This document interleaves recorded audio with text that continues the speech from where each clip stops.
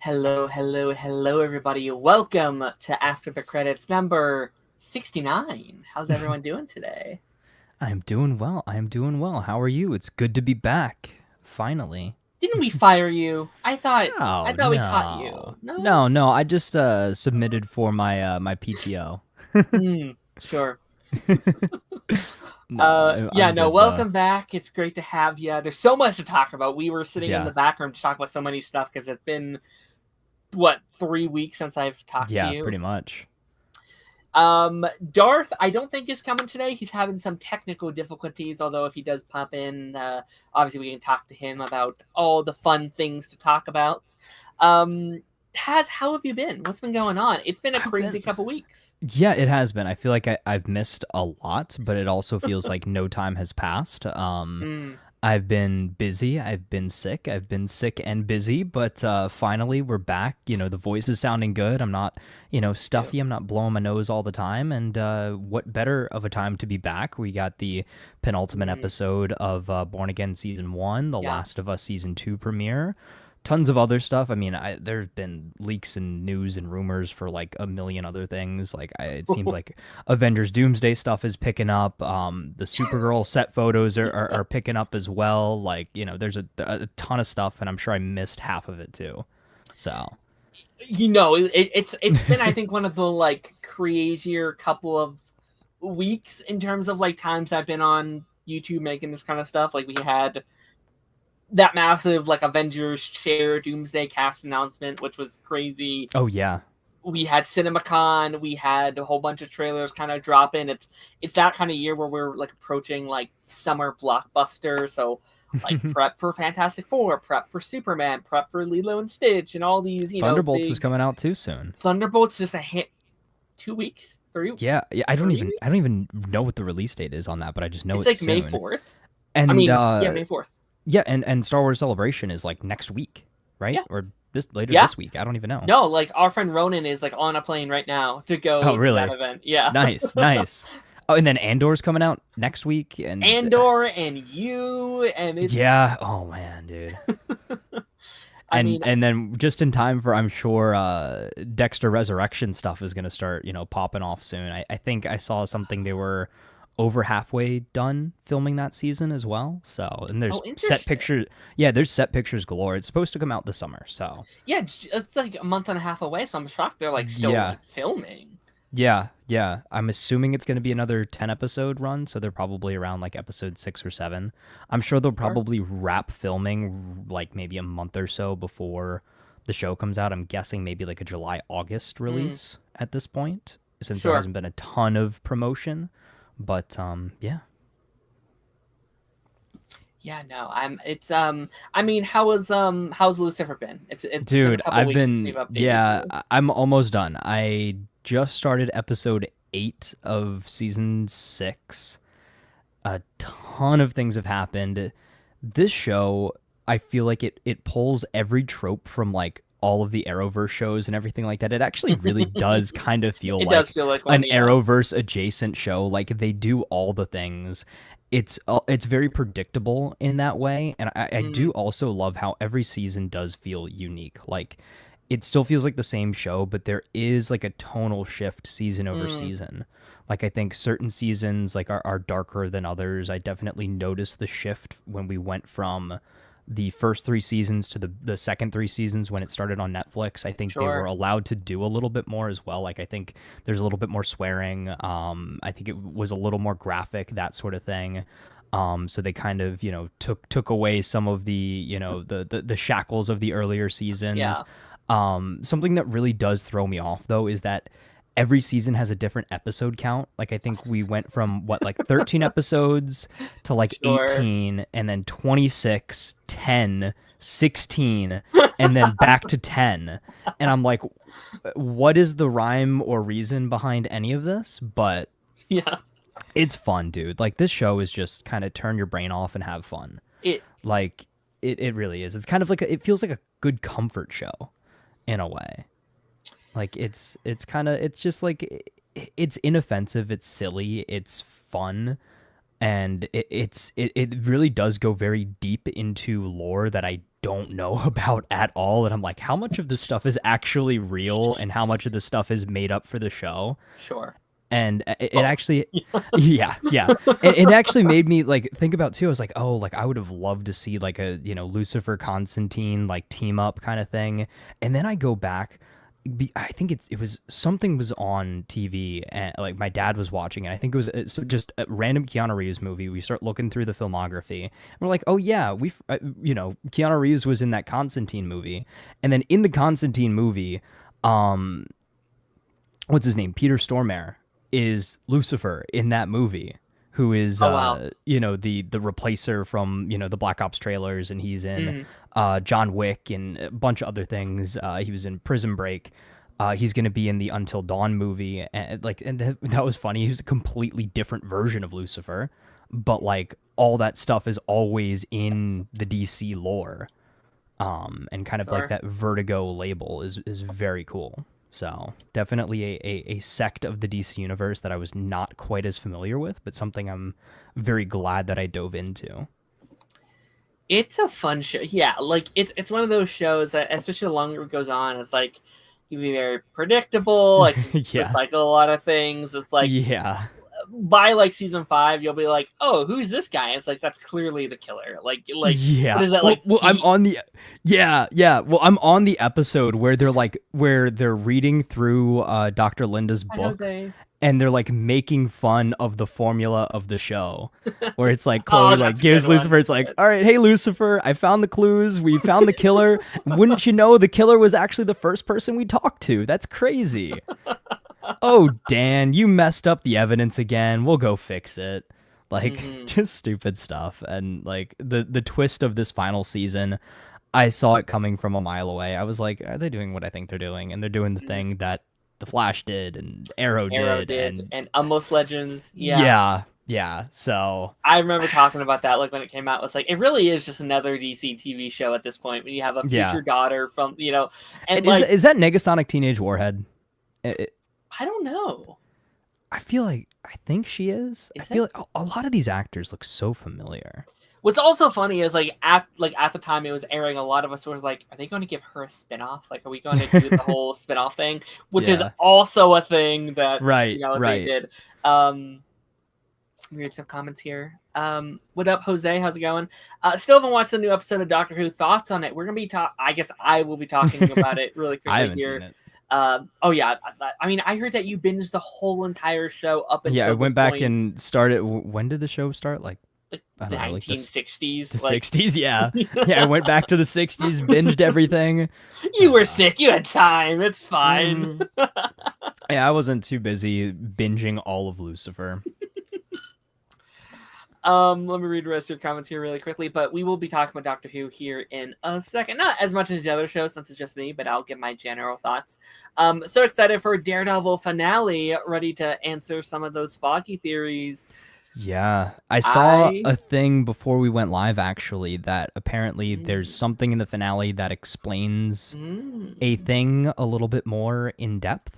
So I have thoughts. I have a lot of thoughts on there, and I've never been more sure that he's in next week's episode than this last episode. Like this episode gave me the extra juice to be like, oh yeah, he's alive. Yeah. He's coming back to us. yeah. Jose said, anybody buy Thunderbolt tickets? Did you buy your Thunderbolt tickets? No. Are you planning on seeing it at all? So I'm gonna wait. Number one, gonna wait for reviews. Number two, gonna see if anybody wants to go see the movie with me. Number three, gonna decide if I want to go see the re-release, the 20th anniversary re-release of Revenge of the Sith. I might end up doing that instead. And then wait for Thunderbolts to come out on Disney Plus. No. I still haven't seen Captain America 4 yet either. I'm waiting for that to drop on Disney Plus. So sure. I'm in a spot where I have cared less and less about spoilers. Like I used to be, rush there to see a movie preview night, but I think outside of Superman and Fantastic Four this year, maybe, I don't think I'm going to be in a massive rush to go see these movies. Number one, I'm busy. Number two, movie tickets are expensive. And number three, it just that I guess the allure of wanting to go see a movie right away is just not there for me right Mm, now. Like, and it's nothing against the movies that are coming out. It just like nothing is grabbing me as much. Like, I remember the hype, even like thinking back to last year, the hype surrounding Deadpool and Wolverine. Like, I was like, mm, okay, I want to see this immediately. I yeah, do not want this spoiled for me. This is going to be a big event, that kind of thing. And it was. And I think Superman is going to be the same way. I think to an yeah, extent, Fantastic Four is going to be that same way. But Thunderbolts is just another, Marvel team up movie. sure. Again, nothing wrong with that. I'm sure it's going to be great. I think it's going to be one of the more stylized Mm, MCU movies. I think it's yeah, going to be kind of like a Guardian style feel, and I think that that's great if they can replicate it, but try not to copy it. I think is the other sure. way to go on it. But I do also think these characters are going to be very important going forward. I think there's a Very. Yeah. possibility. I know we kind of talked about this through some messages, a little bit of a overlap between Thunderbolts and Daredevil potentially Mm. with a specific character. So we'll see. Oh, sure, sure. Yeah. Like, I don't know if like the whole Doomsday announcement made me more excited or less excited for Thunderbolts, because on one regard we know what characters are making it out and which ones probably aren't, right? Yeah. And then on the other hand of it, it was like, but they're important. These guys are going to be main players in that roundup. These are Mm-hmm. characters that you like almost a must see. Like, hey, and I actually wonder if like maybe that was part of the point of like, hey guys, maybe you weren't going to go see this movie, but Right. they're This is required viewing now. yes, it's like, Yeah. but they're huge. David Harbour's gonna fight like Doctor Doom. Is like, all right, Yeah. that's nuts. Yeah. All right. I do think the promotion's kind of fun too. Like, I like the cast a lot. I like Mhm. how the interactions are. I saw a recent trailer where there was like some banter back and forth of like, John Walker just being like the discount Captain America and stuff like that. Just like, hey guys, I was the real Captain America. And then what was it? Yelena was like, yeah, for like 5 minutes, dude. I was like, I'm okay, excited this for it. seems kind of I funny. think Yeah. I like it's a battle for that, and Fantastic Four is my most anticipated in terms of like MCU movies this year, because like they both I think they could both be like top 10 MCU Yeah. movies. Like I think they could both be Really? excellent. It's tough because we still haven't seen a lot of like Fantastic Four, which we're apparently going to be getting a new trailer very soon for that movie, which I'm excited Okay. for. But Okay. like stylistically choiced and like how they're marketing it and like that dynamic, like it's like that's definitely like a day one for me. But anything else I wanted to talk to you about before we get started? Oh, I wanted to talk to you about you. So Okay. I'm kind of towards like I have like 4 more episodes of season 3. I'm not getting through it as Okay. fast as I want to. Okay. That show is weird, man. Like it's such a weird. It is. It is. I don't know, because I like simultaneously think it's a really kind of sick show. It's a very fun show, and it's also like this is a weird show. Like it kind of feels very CW'd. Like It does, but I think it's also I think actually what creators behind it? Like there is some overlap with the creators. I think it's a Berlanti show it's actually. Berlanti. Yeah. Okay, so that's why it feels somewhat similar in that regard. But I also do think the point of it is to make you feel a little uneasy and a little uncomfortable. And it really does a great job of that. Is like every time you think you want to kind of side with Joe, it's like he just does something and you're like, dude, like chill the heck out. Like you Yeah. are actually kind of insane. And it just gets crazier and crazier. Yeah, like season 2, and I can't like I think I ultimately did decide that season 1 is like technically better than season 2, just in terms of its writing and Mhm. like how it places its kind of like its overall narrative.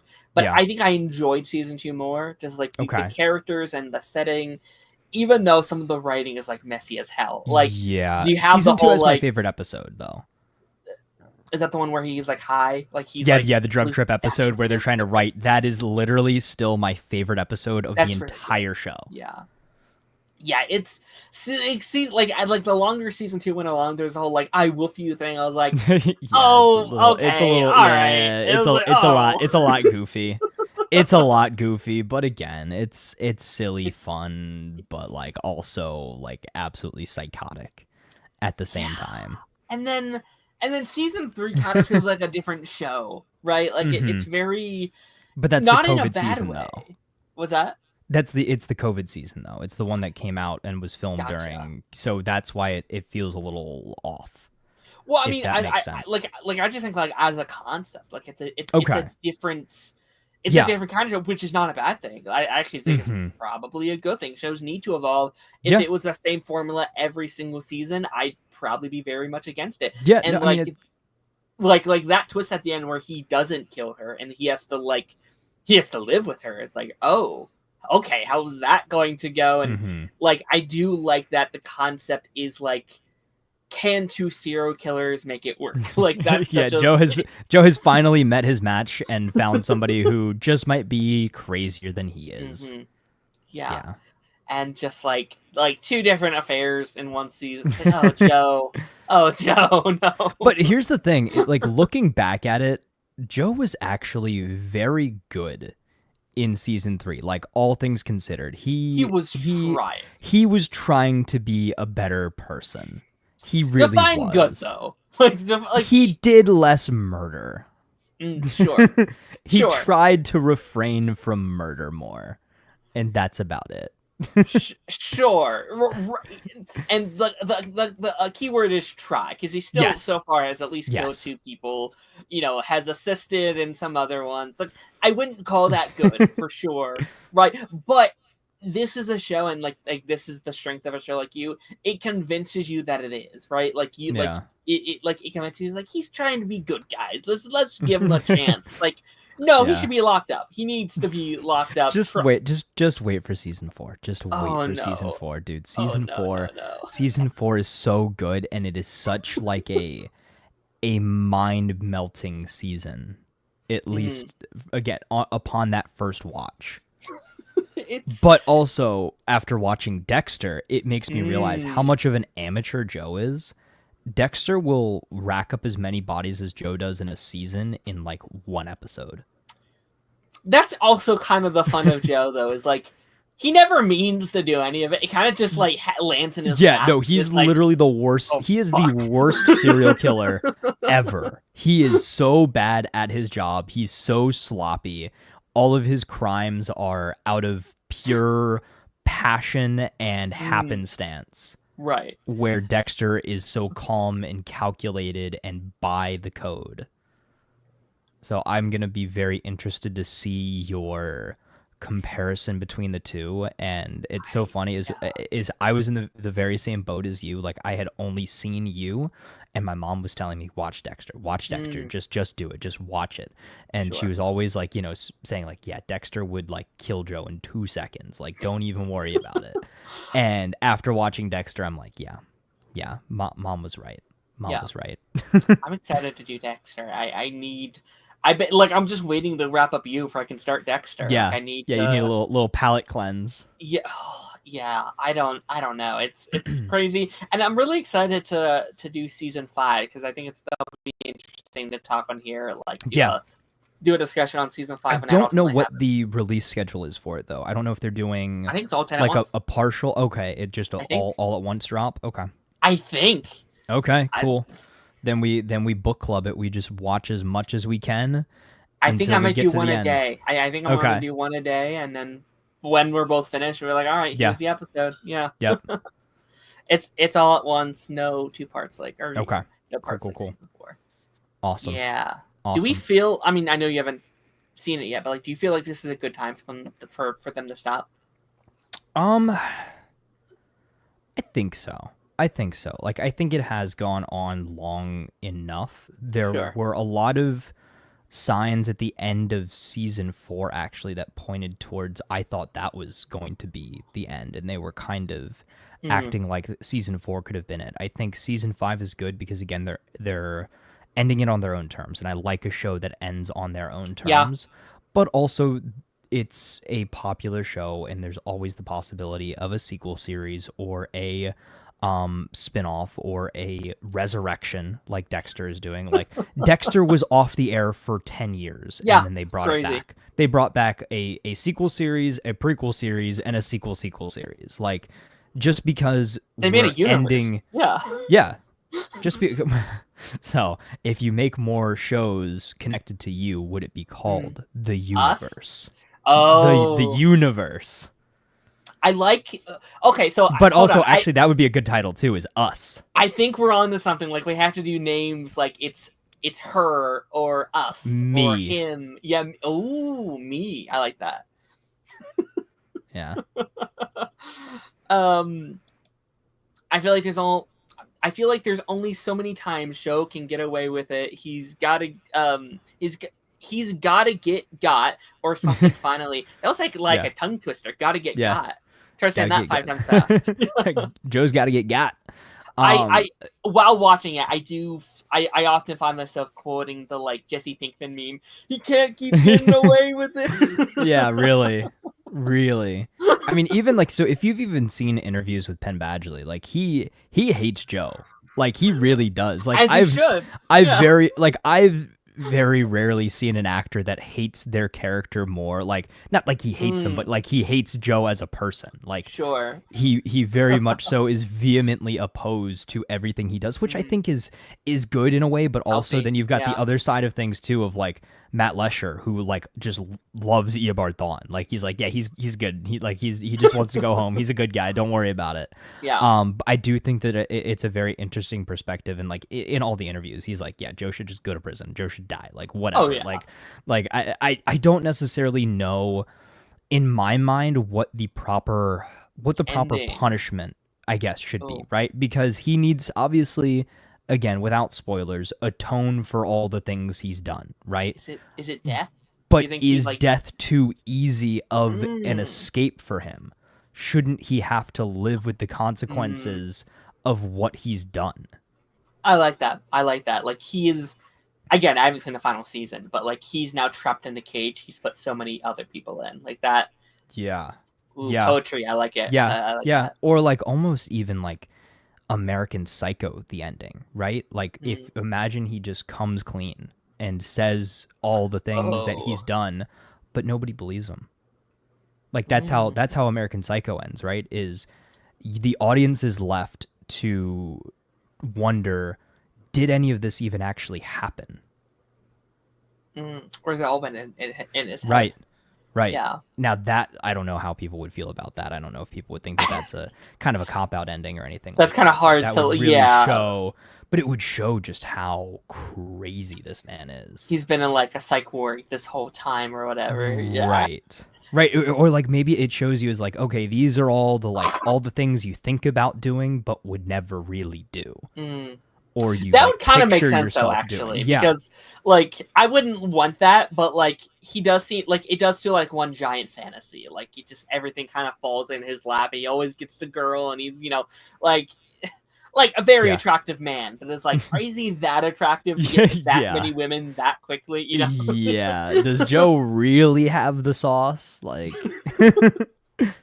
Oh man, no. I'm excited to wrap it up. I'm excited. Maybe I don't know. Maybe I'll commit this week and just finish the whole thing if I can move on. But well, I'm definitely gonna finish Lucifer within the next day or so. So I will have my finale review for you next week. For you? I can already give you my finale review. Finish you, and then we can talk about season 4 as well before season 5 comes out. That'd be fun. Yeah. I mean, Lucifer has a pretty divisive ending too. Like it has an ending that I remember people were not liking because it's a very bittersweet ending. It's one that not everyone was like. I remember people were like, I don't like that. Blah blah blah. So I love it. I think it's a fantastic ending. I don't know. I don't know. Like I got to make my prediction, right? So How do you think Lucifer will end? Oh, okay. So, I mean, he's got to just like accept the mantle, become God, and then like try to make the world a better place. But I think he's going to also have to realize that he has to sacrifice his relationships on Earth for the betterment of the world. And I think everybody's going to have to come to accept that yes, he's going to try to be around as much as he can, but he's taking on the responsibility of the most important, most powerful being in the universe. So I think that's kind of how it's going to end. But it's like this whole show has been his redemption arc. And Hmm. I think that's maybe kind of why I've liked it is like, who would have thought that from the beginning of the show, you Yeah. would see that Lucifer accept his role as the devil and then accept that he can not only be a good devil, but he can also become God. Like that's like mind-bendingly crazy. Yeah. But I think it's a good arc. Like I really do. I think it's an interesting perspective on things. And again, Sure. I'm a sucker for a good redemption arc. Like I love redemption arcs. I think that those are the best, or like a flawed hero. His that sort journey of thing. is so much Yeah, fun to watch. it Yeah. is. It is. So I like it. I really enjoyed the show. I'm trying to think of what my favorite season was. Like I really did like the Tom Welling season 3, Season but I 3. think it kind of dragged on a little too much. I think Season 3 26 is a episodes was lot. too much, and Yeah. the two like epilogue episodes were a little weirdly placed, and then we didn't fully really address that finale until the beginning of season 4. Yeah. Season 4 I thought was actually really good as well. I know you said season 4 was one I of think your season 4 is favorites. my favorite, but I don't. Maybe that's just the funness of it coming back to life and Yeah. the more like the bigger budget and like what they were able to do. Like I think I would have to like rewatch everything to be like, oh yes, this is. But like just on a nostalgic like look back, I was like, yeah, I really love season 4, but also season 1 is so much fun. Like that first season. That first season is really good. Oddly enough, in my mind, season 2 is kind of the most forgettable. Like I almost can't really like like what happened in season 2. Yeah, like who was the villain Charlotte of season stuff? 2? Yeah, you're right. Okay, yeah, it was. Yeah, and yeah, oh my god, that was only season 2. That's crazy. Yeah. That is crazy. Okay. But yeah, no, you're right. Yeah, but oddly enough, season 2 is kind of the most forgettable, even though the death of the real Charlotte Richards was actually maybe one of the most emotional scenes of the entire show.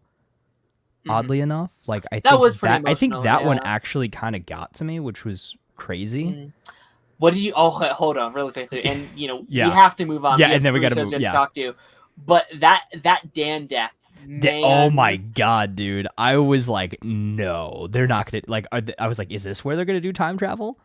That's in season 5, right? Yeah, that's like the end of season 5. My favorite part of season 5 easily. Like I love the bit of Trixie going to Lucifer and being like, she knows he can't lie. So like her going to him being like, tell me that's true. You can't lie to me. You better fucking tell me he's a lie. Like that breaks me every time I watch it. And then when they brought him back as a ghost, and the fact that it's like he's been in hell for like thousands of years playing ping pong pisses me off so pet peeve, and then we have to move on. But it's such a pet peeve of mine, and me and Connor have talked about this so many times, but like it pisses me off in media when it's like thousands of years have passed and it feels like 5 minutes. It's like he would have gone insane over thousands of years. It's been dude. There's no way I could play ping pong for thousands of years. It's like shut the fuck up.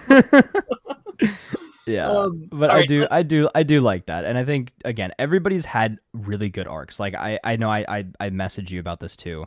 Is I went from not liking Dan to Dan being one of my favorite characters. He's so good. Yeah. And like I think even the smaller characters, like I think Trixie has had a really good like development too. Like I know a lot of people don't necessarily like the kid characters on the show, but I think I think she's like very inoffensive. I think that she also shows Lucifer's growth too in a lot of ways.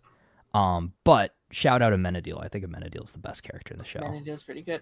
I mean, there's people pitching for him to get like some kind of like spin-off, like him. Oh, really? Detective Amenadiel. Okay. Yeah, I was like, did they get to that?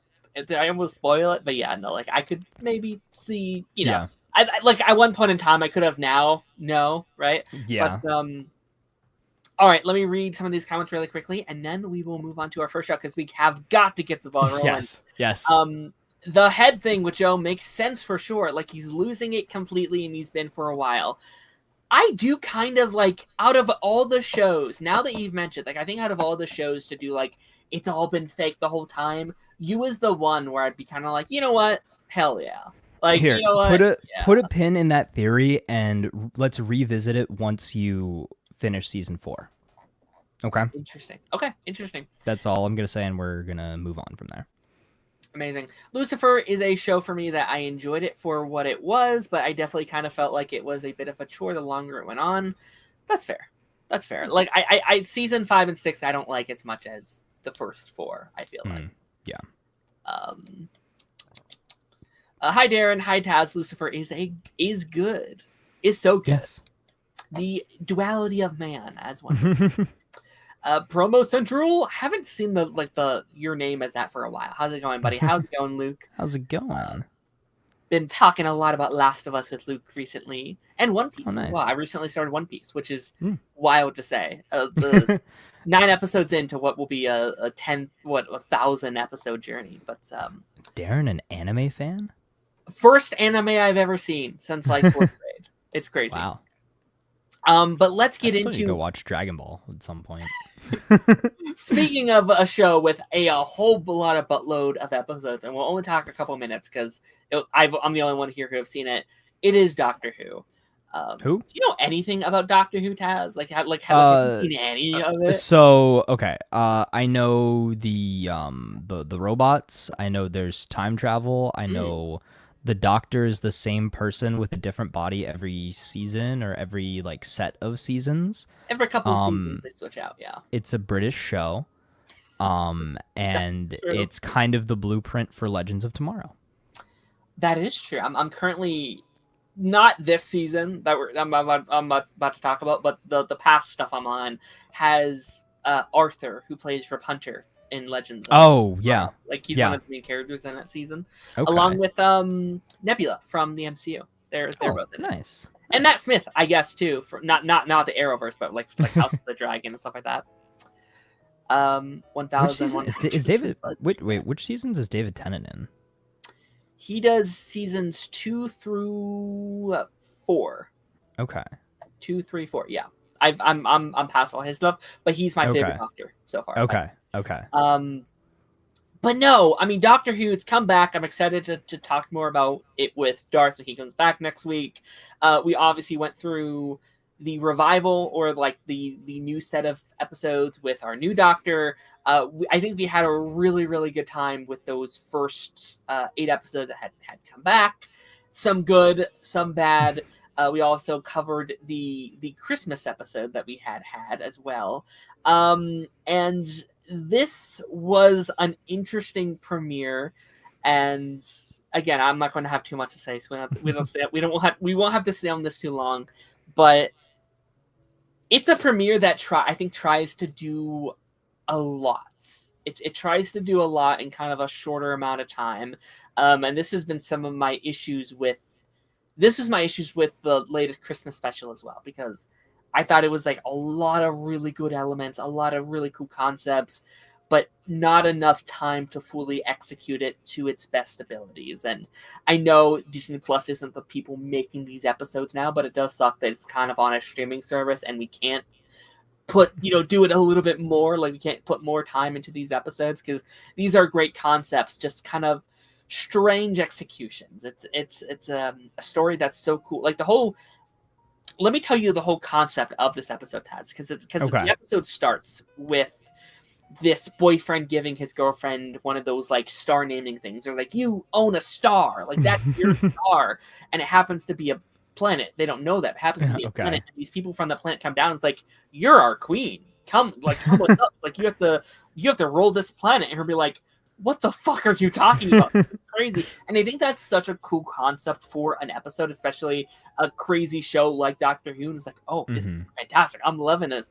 And then we don't really do much with that idea. They focus on a lot of just like robots are taking over the Earth, or taking over the planet, and you have to beat them, and blah blah. And like, I think the cool stuff of the episode is kind of drowned out by just things the show has done before. And this is the first introduction to our new companion, which that's just kind of like the character that's traveling with the Doctor like that season. We get a new one every seasons, just like a new Doctor. So on top of this like really cool concept, we also have to introduce a new companion and an overarching theme of this upcoming season, and like the mystery that they're going to tell within this next season, and all this stuff. And it's like a lot of really cool things here. Like, our actors do a good job. There's a great foundation. The set looks amazing. there is, and maybe I can pull it up because he looks very cool. Our like villain of the season, he looks incredible. Like they have some design choices, right? This looks like a big budget movie. Like there's a character that like looks like Ultron. Like Really? this is so sick. From what I remember, that trailer that you showed off like what a month or two ago, like it did look very like high production value. Yeah, no, like ever since kind of Disney kind of got involved with the production, like they got a more updated budget. And again, I haven't seen what kind of the more modern stuff I'd done before this, but like it looks fantastic. And like next episode is going to be like this like animation kind of episode where like animations mixed with like live action. I was like, I am so excited to see like what they can possibly do with that. But yeah, I can't find the image now here. But no, it's good. I'm curious to see what the ending mystery is all about. Like you end the episode with like, you're not gonna watch. I feel like I could say it. Like yeah, go for it. Kind of ends with like the Earth being destroyed again, and like like all things from the present day, or like just like floating in space, like the Statue of Liberty, and like all these things, and like there's a calendar that says like May 2025, and it's like okay, the Earth got destroyed. How do we do that? How are we going to go about this? Our new companion this season seems cool. We're doing another like chosen one story almost, which is kind of what we did last season, which I'm curious about. And the whole thing last season was like the whole season was building up to this character being very important, there being a whole thing, and the whole twist is like they're important because we thought they were going to be important, but they're actually just kind of a normal person. And so doing another kind of one of those tropes is like, how are you going to make that different? How are you going to make that unique? Something that really stands out among the crowd. New companion seems okay. They're very interesting because I feel like most of the companions are very much, they kind of just go along with like what the narrative is doing, where like, we're picking them up. It's like, oh, I can't wait to like travel the world and do all the blah, blah, blah. And like, they're willingly going on this adventure. This time around, she is literally stuck with this guy. Like she is stuck with the doctor because they can't go home via, convoluted, we can't go this way. So you literally have to go with me to get you home. Kind of. Like, that's the narrative. And that's something I haven't personally seen out of the few Doctor Who stuff I've seen over the 8 or so seasons I've seen or so. So exciting. I'm excited to see where the season goes from here. I don't want to spend too much time on it. Since Darth isn't here to fully go over it, we have a lot of stuff to talk about with our next 2 shows here. Do you have any final thoughts, Taz, that you want to mention here? I know you is it, as somebody who doesn't know a ton about it, is this a good point to jump in and try to watch it or learn about it? Is there somewhere I should start if I were to watch it?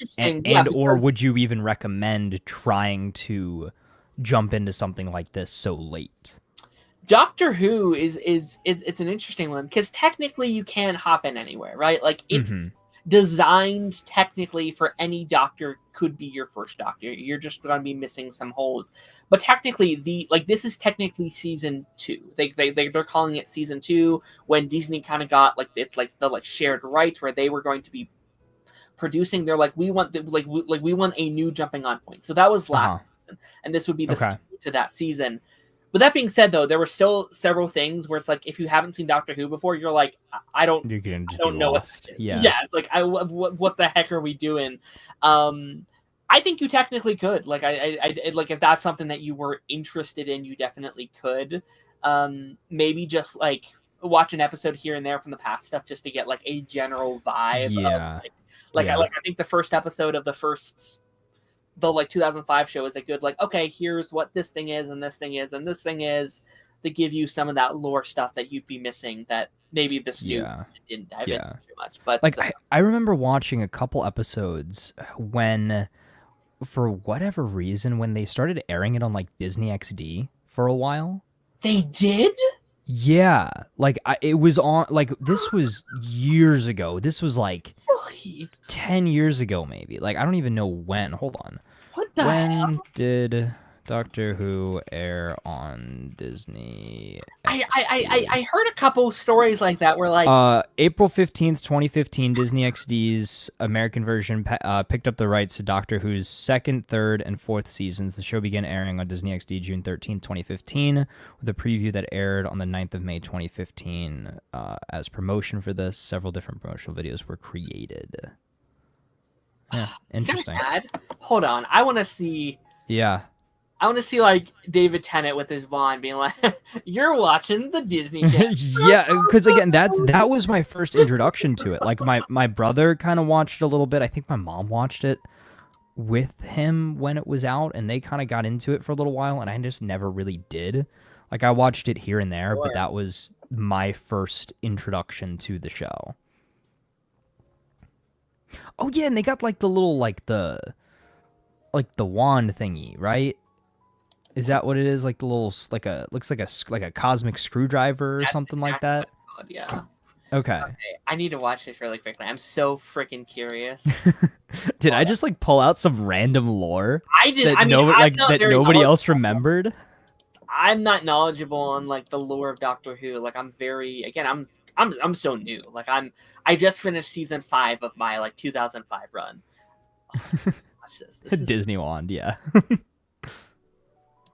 Breaking news that hasn't broken yet. This is Danny with an update from the future. The super cool sci-fi series Doctor Who and the biggest Star Wars Rebels event ever are headed to Disney XD this summer. Let's go to Future Work. Bye in the future for his take. I can't believe this. Star Wars Rebels and Doctor Who on Disney XD. How cool is that? Our top story, the massive Star Wars Rebels event and the sci-fi spectacular Doctor Who are coming to Disney XD. Before ask anyone. This is Danny with Disney. Is it just this guy? I don't know. I don't know. Yeah. Consider it confirmed. Okay, hold on. Actual, yeah. Like to say, whoa! The verdict is in. Whoa! I'm the Doctor. Who? The Doctor. Who? The Doctor. I'm the Doctor. Doctor Who. That's crazy.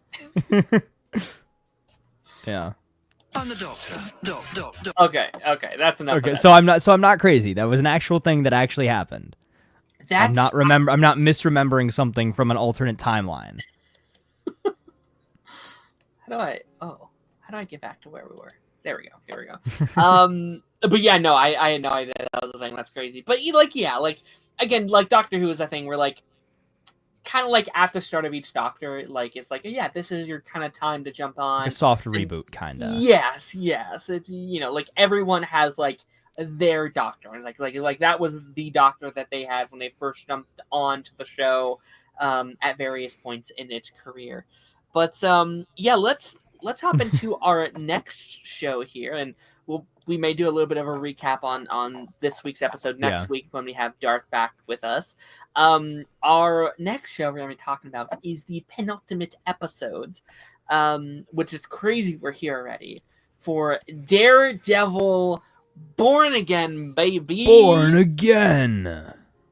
So we've been. I do have to ask. Like, I do want to hear a little bit of your thoughts on the last. Yeah, because I missed 3 episodes. Because I missed the double drop and then the 1 episode. Yeah, and then we have this week. So there's 4 episodes. I need to hear your thoughts. 4 episodes of Daredevil. Well, we can cover the filler episode very quickly. So bank robbery episode, I actually really liked it. I think it was cool. I think Matt Murdock doing Daredevil things as not Daredevil is always fun. Obviously a very self-contained episode. I guess you would consider it a bottle episode, because it mostly took place in the bank.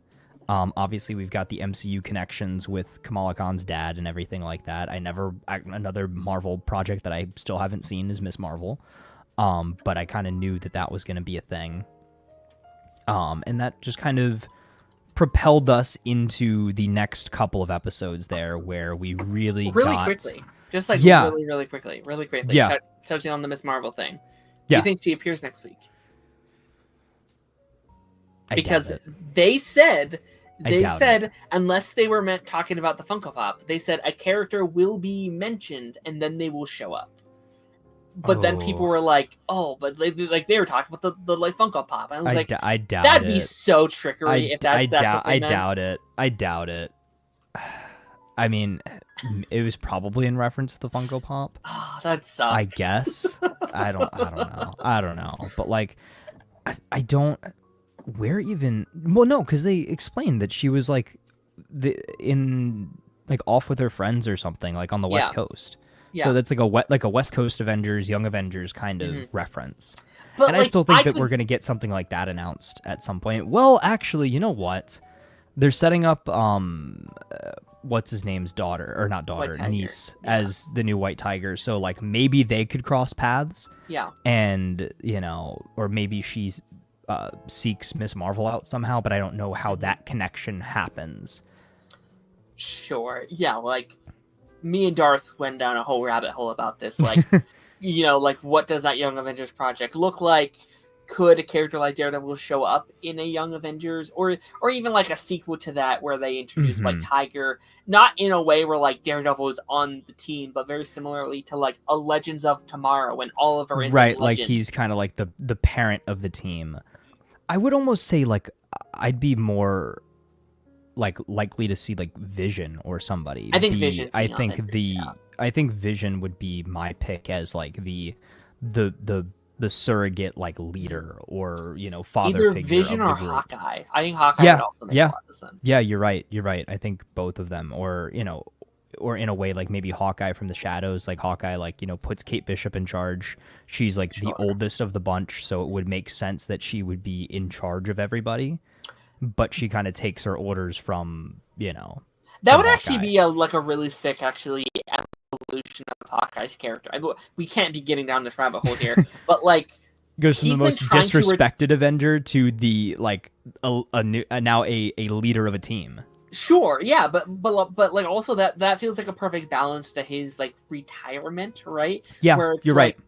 He's not out there fighting bad guys every day, risking his life, but he's training these kids up for they can do it themselves. So that feels like a good evolution. He's shield trained. He has the next generation. That would actually be sick as hell, I think. Yeah, I like that. I like that idea. I'm gonna go with that as well. Okay. All right. Episode 6. Episode 6. That was the Daredevil gets back in the suit, goes and fights Muse, saves new White Tiger. All of that, I thought that was great, and that was also the parallel fight, or I guess parallel Daredevil is back and the Kingpin is back at the same time. I loved that, and I think that carry on into the following episode where we got the big showdown and the big kind of Muse reveal and everything like that. I think that was also great. I mean, it's so weird, right? So like watching these episodes, I thought that they were really, really good. I really did. Like I enjoyed them in the moment, but then I go online and then I see people that didn't really like them quite as much, and then I start thinking about them and that sort of thing, and then I know we talked about it a little bit. I think that this show is so close to being great. It is on again, Director Krennic, you are on the verge of greatness. Like it is so close, yet everything feels so half baked. Like we just ran from thing to thing to thing. You've got Foggy's death. You've got Trial of the White Tiger. Then White Tiger dies. Then Matt is struggling with, does he want to be Daredevil? Does he not want to be Daredevil? He needs to now hide this side of himself from his girlfriend, who is very much so not stupid and knows stuff is going on.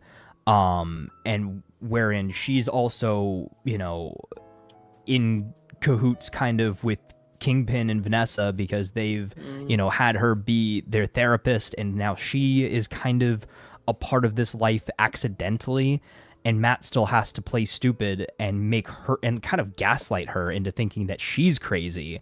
And then we've got this whole episode where now she is the target for Muse, and the only reason why she's alive is because Daredevil saved her. But also Matt now has to balance that very carefully and not side too much with Daredevil to not make himself look so suspicious. And we've got everything also in the background with Kingpin trying to build up his rapport with the city as the mayor, and this anti-vigilante task force that kind of popped up out of nowhere. They haven't really done a lot other than just harass people. and try to make, Matt Murdock's life kind of, miserable in a way. And then we get to kind of a big climax of everything. Muse kind of, enacts his plan. And what is his plan? Did he just want to kill the doctor that, like, made him realize that he was doing what he wanted to do? Like, it seemed kind of convoluted. It didn't really seem like he had much direction. I thought the fight scene was great. I thought it was brutal. I thought, Matt shooting out the hook out of the billy club and, like, yanking him back like Scorpion and Sub-Zero style was really cool. But then he just gets shot by the therapist, and that's it. And let me read this comment, and let's talk about this. Do you guys think Muse was wasted? In my opinion, that's why I don't go online, Taz, although I know it can't be helped sometimes. Me and Dara kind of went down this rabbit hole last week, and I had said at this moment, and they could change my mind. Like, we could see these next 2 episodes, we can come back next season, and I could be like, oh, I was wrong. This all made sense. It was one huge thing. Right now, I do think he was wasted. I was so disappointed ending that episode. I didn't believe he died. Like, I just thought they shot him, and then they took him away or something. So I thought he was gonna do like the horror movie thing of, like, they shot him, they thought he's dead, and then he gets away. Like, they turn around and his body's not there. I was like, oh, that's it? He's dead? I thought they said and next we were season. supposed to, we were supposed to hear him in season 2, and, like, all this stuff in the comics too. Like, they went that extra mile. Like, they had the scene ripped from the comics where he was, like, doing his painting, and, like, the girls come up to him on the street and ask for the selfie and things like that, and then he kills them, whatever. But, like, they went as far as to, like, try to create those comic connections. And I know that there's different versions of Muse, too, in the comics. There's one that, like, I guess tying into Lucifer a little bit, a version of Muse that goes to hell and has, like, crazy cosmic superpowers.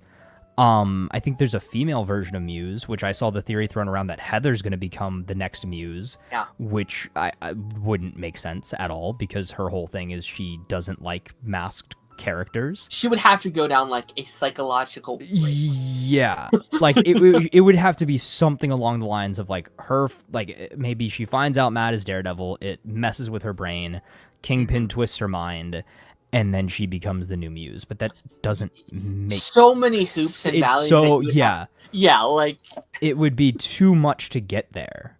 Like, I don't know. Yeah, like, and this will kind of go into our episode. I'd rather have Cosmic Muse revived and get out of hell. Like, that would. I'd rather her hand be like, he's alive. Yeah, and, like, I don't know, bring back Elektra while you're at it. Maybe I don't know, just like do all the crazy stuff. But I think that would be. I think also too that'd be doing such a disservice to this character that you've built up as well throughout the season. I think she's been a good part of the show. I think she's been one of the stronger new characters.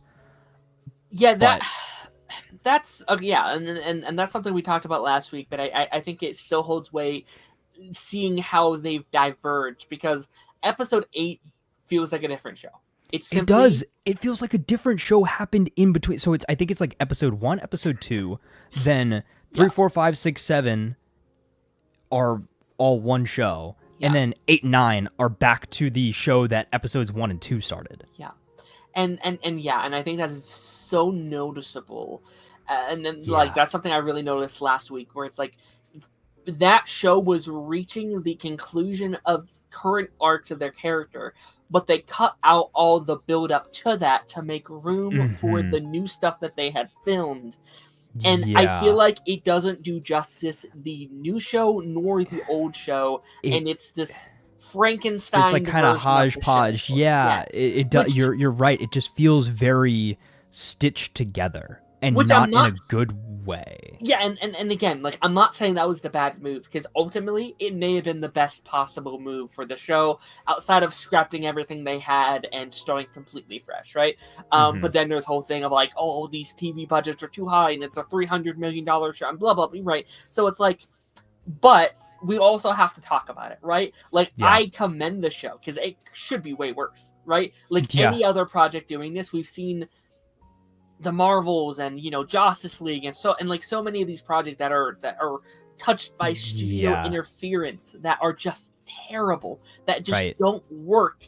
And I think this is one of them that is like, I still think this is a great show. Like, I would call this show really good. I still think it's one of the best. I still think it's one of, if not the best, Disney Plus Marvel shows out there. No, it's fantastic. Yeah. Which again is, in a way, it's high praise, but also in another way, it's not that tough to get that ranking, because I do still think it falls under the same trap. And again, I know we talked about this a little bit. The same trap that all Marvel Disney Plus shows have fallen into is the super strong start, big steep valley drop off in the middle of the season, and then skyrockets and picks up steam in the last 1 to 3 episodes and gets you hyped for another season that may or may not happen. Now, we know obviously we're going to get a season 2. They're filming season 2 right now. This was originally created as an 18 episode season 1. So oddly enough, it just feels like they're just splitting that 18 episode original arc into 2 seasons and expanding the length of these episodes as well. Like, it was supposed to be 18 30-minute episodes, but now it's between 2 seasons, 17 40 to 50-minute episodes. Right. And it sucks because I actually the stuff we saw from it, I liked the old stuff. I really enjoyed the episodic nature, the more focused on the lawyer storylines and the stuff with the part. That stuff is great. That stuff is fantastic. And obviously they kept the good elements of what that original show was. And again, it sucks because I want to see what that was. I want to see what that narrative was week to week. Yeah. And again, I understand why they did it. I understand they had to. I understand all that. But it is a little bit frustrating to talk about.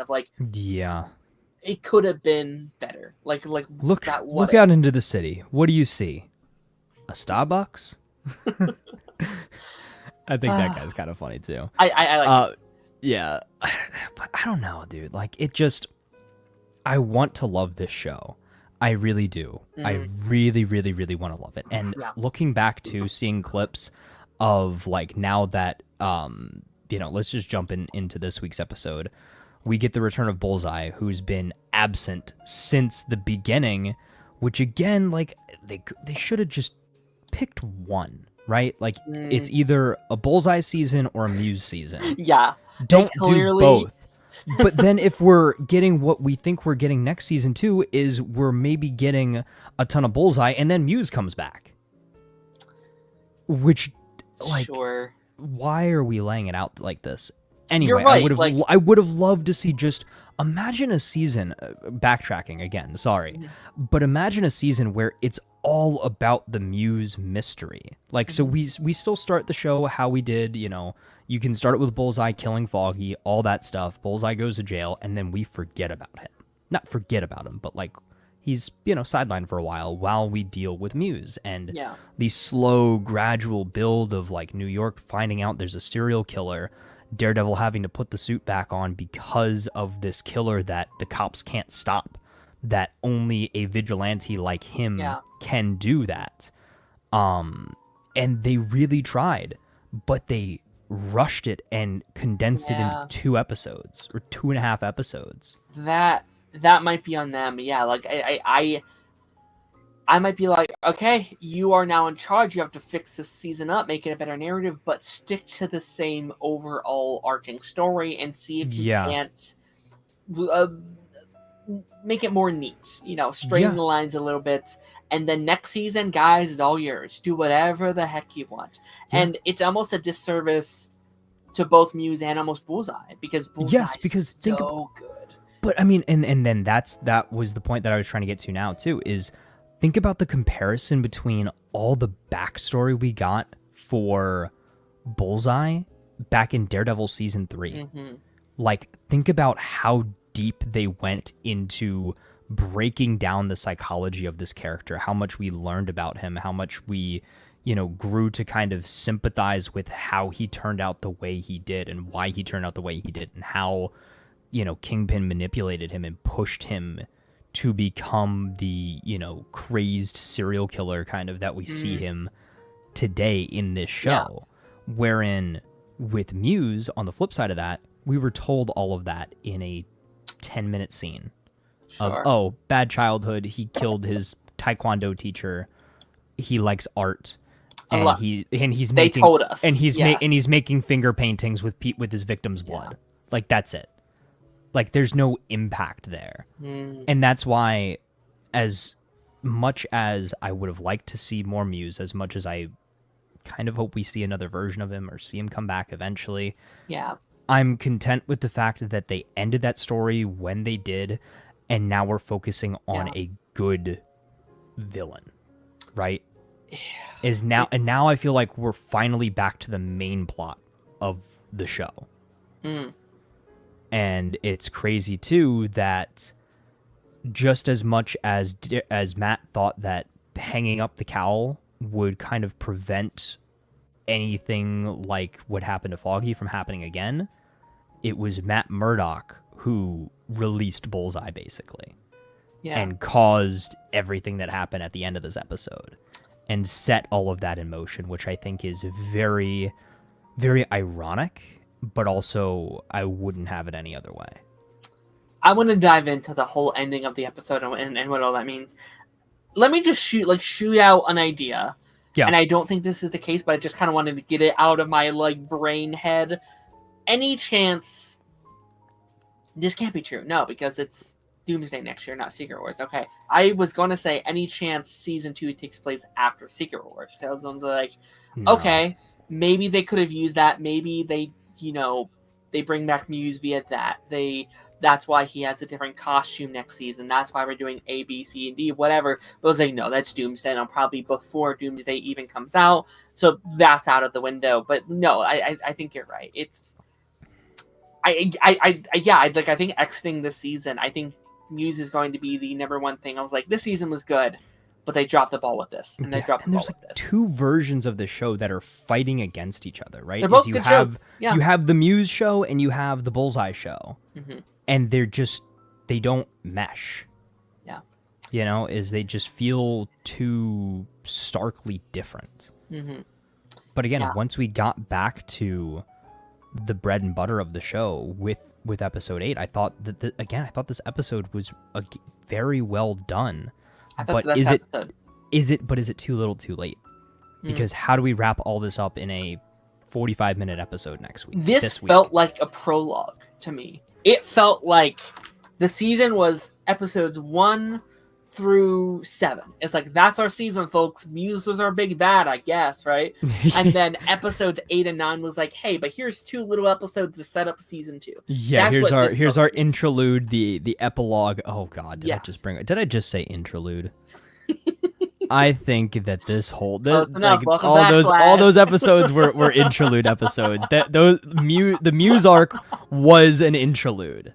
Oh God, no, but it is very funny because I've been I'm liking this season, I'm liking all this stuff, but once we get to the real stuff, it's like, this is what I've kind of been. Have I turned into Matt Murdock? Have I just been in denial this whole season? Have I just been saying that it's good because I want it to be good, and not because it actually?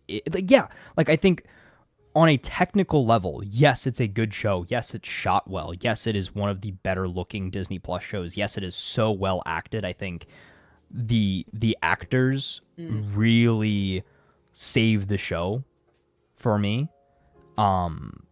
But is it a good story? And I think that is really in question there. Again, it's not necessarily do we get to a good destination, but was our journey to get to that destination good? And yes, there were some good scenes. We had the big Punisher interaction, which is still the standout from those earlier episodes. The premiere episode of the season with the one take fight scene and Foggy's death, and Matt's realization of what happened and his struggle with should he be Daredevil or did he go too far. I think that those are all great points, and his defense of White Tiger, I thought that was great too, because it showed kind of how New York views vigilantes, how much of a delicate situation it is for Matt Murdock to defend vigilantes. We get to this point now too where he's almost disillusioned with the law and what he has been practicing all this time, because he's seen time and time again that the system has failed not just him, but his clients as well. And he thinks that the only way to fight back against that system is then to put the mask back on. But then you see the flip side of that too, where yes, you have somebody like Kingpin who says the same thing. Oh, vigilantes are going outside the law, that sort of thing. But he doesn't try to make things better. He only makes things worse by creating his anti-vigilante task force, ruling with a, no pun intended, an iron fist. Doing his Kingpin thing. But I don't know. Like, again, it had all the elements of a great show. It didn't quite hit as much as I thought it was going to. Okay. I think I just, as we're talking about this, found out exactly how I feel about this show so far. Okay. I think...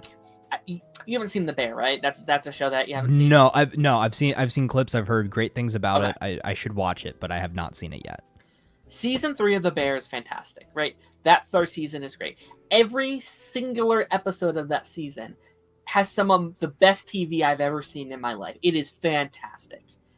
But its overall narrative, as a season, doesn't really connect to each other. It is a series of like individual banger after banger after banger, but by the time you reach the end of the season, it's like, oh right, we forgot to like connect all these things together in a narrative, and it kind of just ends. Like the season's like, oh bye guys, we're actually done now, see ya. And it's like, oh that felt a little weird. And I think that's how I feel here. I've loved every episode of this show. I've enjoyed every single episode, but I think last week's episode I realized, but they don't work together. They don't work as this connecting tissue. It's very Iron Man 2, where almost all the scenes in Iron Man 2 are great, but they don't work together in unison. It doesn't really blend cohesively. Yes. Yeah, I get that. I really do. You're right. Is week to week, I'm like in the moment watching the episode. Yes, did I enjoy it?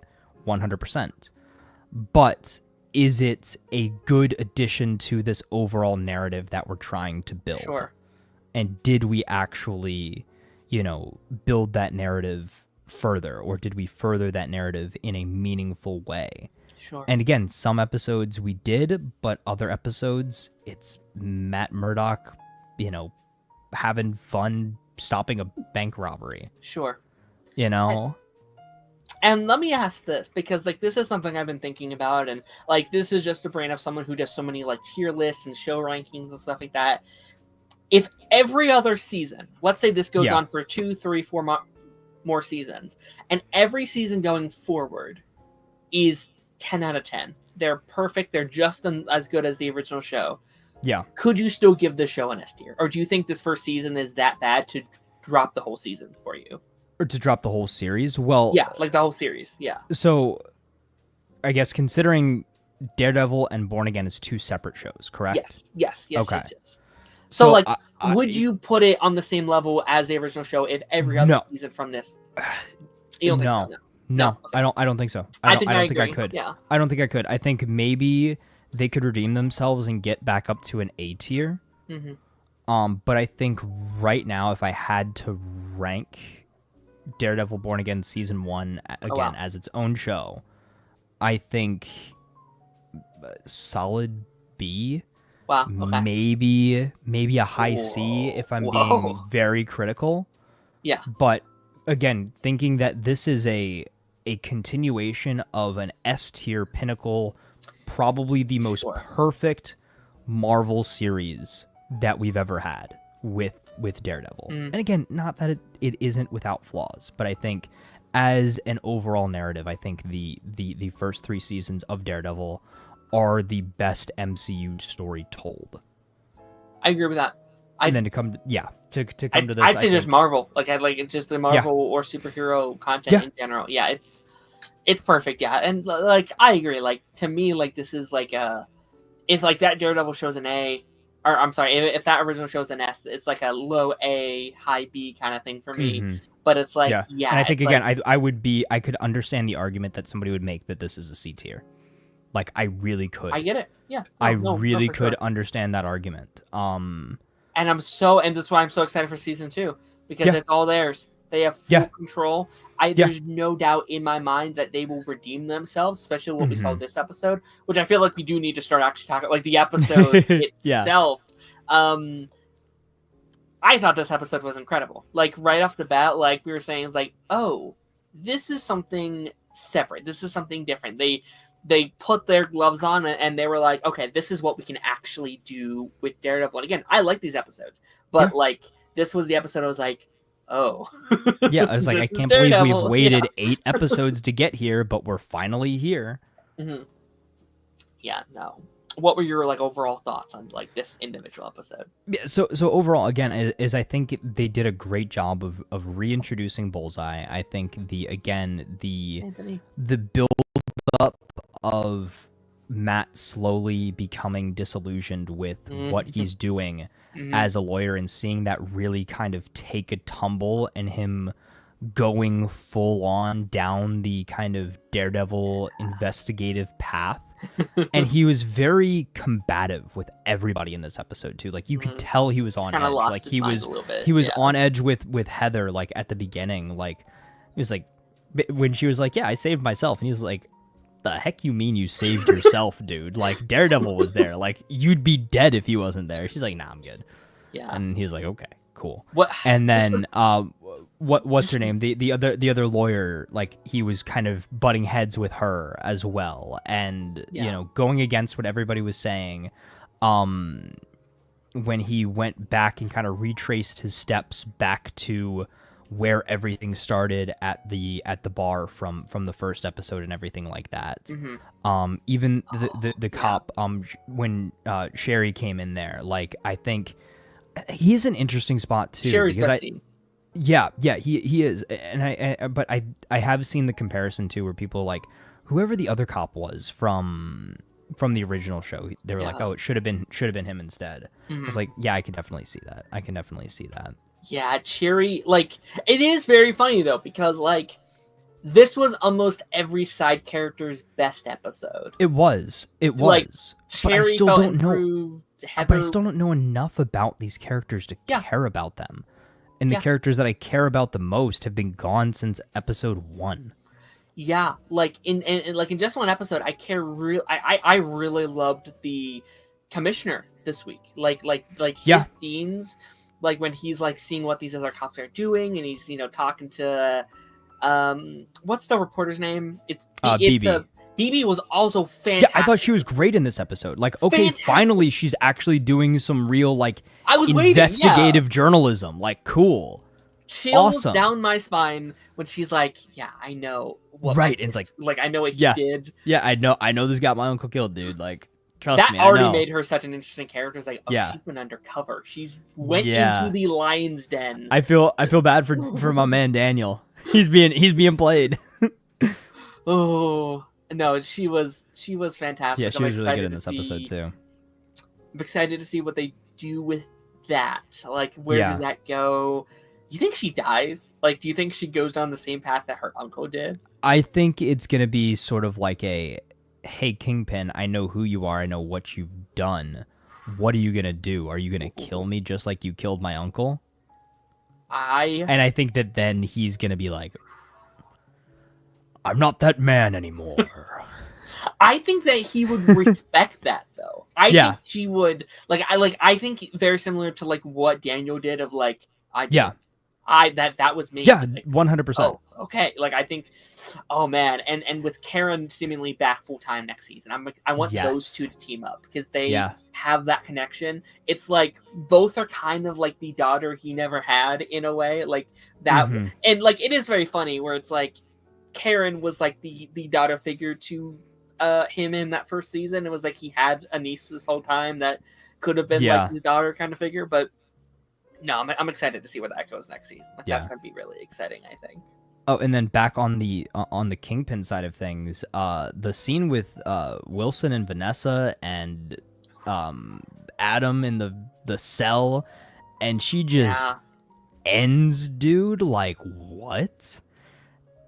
And that really further, like, and that further emphasized the whole theory that we've kind of had from the beginning, is like, oh, Vanessa is probably the big bad. Mm-hmm. Okay, so yeah, let's talk about the ending, because we're jumping all around. Seemingly, I'm the only one who thinks that she ordered Bullseye to kill Kingpin, because that's how I think that was that. Yeah, I mean, that was very obvious to me. Everyone was like, I wonder who, he just it's did it, her. It was like, duh, it's her. Obviously, that's it's her. the reveal of the episode, and no one seems to get that. I was like, yeah, it's like, that was kind of the whole thing. That's literally why Bullseye brought Matt to the prison. Yeah, is like, hey, dude, I know a thing that you don't know. Like, something crazy happened, and he's like, dude, you're crazy. Whatever. He gets out. He does the thing. But even in that moment, Matt was figuring out what happened. Is he was like, oh, right, Kingpin was gone, and so he couldn't have orchestrated this. And it's so good. Who was in charge of the organization? Vanessa. Oh, snap, was his realization, basically. Yeah. And then it the callback to the, you've got to defend your worst enemy, and he does that. Okay, really quickly though, really quickly, because people have been like, he took a bullet for Fisk. I was like, no, he took a bullet for Heather, who happened to be right next to Fisk. Right? Yeah. Like, yeah. I think he would have he's not going to kill Fisk, but he's also not going to die for him either. Like, I don't think he would have jumped in front if it was just him. Yeah. But also, too, I couldn't really tell. It looked like they made you think he got shot in the chest, but I think he got shot in the arm. I mean, he's back in the suit next week. He's fine. Yeah, so he's good. He's chilling. He's good. But I think also, too, the realization on Bullseye's face, he was like, oh, I missed. Yeah. I think that was a very kind of powerful point as well. Yeah. And I know I keep bringing up things that, like, we've talked about behind the scenes, but I don't remember Matt dropping as many F-bombs as he does in this show. And, like, I think it's kind of funny. Like, I've seen, like, the memes and the clips and stuff of people using that scene from the prison where he, like, smacks his, smacks Bullseye into the table, and he's like, oh, this guy's crazy. He just started hitting his head, and he's like, thank you, counselor. F you, man. Like, but I don't remember Matt being that, like, animated, I guess, is the best way to put it. Like, it feels like Disney humor in a way. Like, I know, like, F-bombs are not Disney humor, but it's like, but you know what I mean? Is like, okay, we're on Disney Plus now. We can do, like, some sillier things, and, like, oh, we're rated R show. We can have now. Is that right? It? It's like, oh, like, we can have Daredevil drop an F-bomb and do all this stuff. Like, I don't have a problem with it, but it's just like another tally in the negative column for me. Sure. I mean, I have no issue personally. Like, do you think it's just because he's at a very different place in his life now? Like, I think you can look at it from that perspective. Is like he's kind of just hit, like you said, he just hit screw it and just is doing whatever right now, just because he's in such a damaged state. I will say, hold on, let me cook here really quickly. First time in the show, he's not in church, right? Like, well, we talked about it at the beginning of the season where he stood outside, he listened to it, but he didn't feel worthy of going inside the building. So maybe this is him being like, I'm also not worthy of my beliefs, or like what I like what my line. This is me giving them so much props. This is me doing the legwork for them. You're right. Like, but it's most likely just in the script writing. They're like, oh, we're allowed to drop F-bombs now, so we're gonna do it. Right. Not that they couldn't on Netflix, but again, it seemed like they did, but I don't know if Matt said it though. If that makes sense. I think maybe once. I think he maybe dropped it like one time. But you're right. It's like. He's said it multiple times now, and again, it's just kind of like we can do this thing, so we're going to. Like, he's seemed, for as many times as he's been in character, I can point out just as many instances where he feels so out of character. Sure. As well, like, in a lot of ways. And that's the new stuff, I assume. Like, that's all new writing, I would assume. Yeah.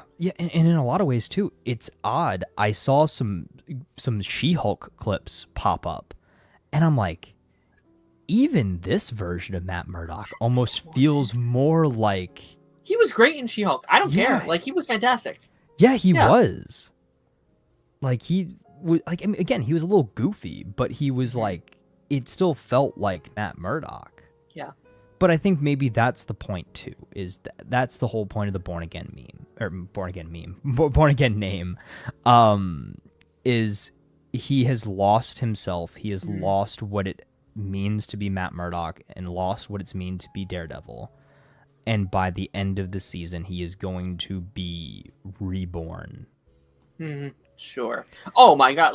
Like, shout out to that name. It was that name even before all this new stuff. But like, I think it's one of the best titles I've ever seen for a show. I do too. Like, I've never seen a show fit its narrative so well in my life. It's so perfect for what the season has kind of stood for. I want to go back to the Vanessa stuff a little bit, because I love that scene so much, and I think that's going to be one of the strongest points of the season, that she's kind of been narrating this whole thing the whole time, and, you know, would have been cool to get a little bit more of her this season, but, like, it all kind of just clicks into place once you kind of get there. Like, I love... She's been orchestrating everything from behind the scenes the entire orchestrating time. It, and, like, I love in that moment, like, she kind of regrets what she's done. Right? Like, you know, she kind of starts the nights. Obviously, like, start like the front of the episode, she goes down there and kills Adam, right? And I think at that moment that's the moment she fell back in love with Fisk, because she fell in love with that dictator, the man that will do anything to get what he wants. And she's, to her knowledge, he's been trying to be a good man for her, right? He's running for mayor. He's cleaning himself up. She didn't love that man. And I think maybe. Right, you're right. Is I think that maybe she's realized, like, he's gone too far in the other direction. We're trying to pull him back down to the dark side, and I wonder where that leaves us at the end of the season. Right. So does Kingpin have to send Vanessa away? Does he kill her? Do they end up on opposing sides of crime? Or does Kingpin double down on the good face of New York and throw her under the bus as like this criminal mastermind, and kind of use it as I've come out from under my wife's thumb, and, you know, I'm, you know, back in better than ever. Well, that's where I think Foggy comes in, because we end that original series with Matt having leverage over Fisk. Right? Yeah. With him being like, if you ever cross that line again, I will take her down as far as I can. And I think in that moment, she's like, okay, I'm going to get some leverage of my own. Yeah. I am going to take his best friend. I'm going to put him in a basement somewhere. And if he plays that card, I have a card to play with him. I'll kill him so fast, Matt. Yeah. I will do it. And I think that's going to be the reveal. It's either Vanessa coming in and being like, you know, Matt being like, I'm going to take you down. I'm going to take you both down. I'm going to send you both to jail. And it'd be like, Or maybe you should think about that for a second. Or I think it could be a Fisk and Vanessa. Like, I think they're going to have a conversation of like, I'm sorry, I put this hit on you. I fell out of love with you. And I think he will respect her being honest about that. I think he might even love that. Like, that's the woman I love, kind of thing. But you have to tell me everything that you've been hiding from me. And like, that's the only way we can move forward. And be like, okay, come with me, husband. And they go down a flight of stairs onto a basement somewhere. And that'd be such a fun parallel to the whole Kingpin, because they've both been keeping people, both been keeping secrets locked away from each other. And it's all coming to the surface. They're like, they're on the same playing field now. Like, I think like, either way, we find out Foggy's alive this week. Mr. Nelson, it's great to see you again. Mr. Murdock will be so pleased. Oh man, Reports of your death have been greatly exaggerated. Do we know if his mom died in the show? He's only talked about her one time in the whole show so far. We know nothing. Yeah. Just they don't seem to be on speaking terms, which is interesting because they ended the show being like, let's give this a shot. Let's try to get to know each other better. So there's definitely something that happened in between series that we don't know about. But I understand not wanting to, like, I understand she's not the cast member you would want to maybe bring back immediately, right? Like, save her. But I do wonder, maybe season 2, season 3, something along the lines of that, especially if we kind of re-explore Matt's, I guess, the spiritual side of things. Right? Yeah. Once if he feels worthy by the end of the season, or maybe that's how he gets back to it, is he goes to his mom for guidance or something like that. I think that would be very interesting, is being like, hey, I fell from my, Fall from grace. Yeah, pretty much. Interesting. Yeah, I loved the lighting shots this week as well. Like, it was very Daredevil 2015. Yeah. I love whenever anytime Bullseye's on screen, you have the cinema shots of blue, it light shines, the blue shines on it.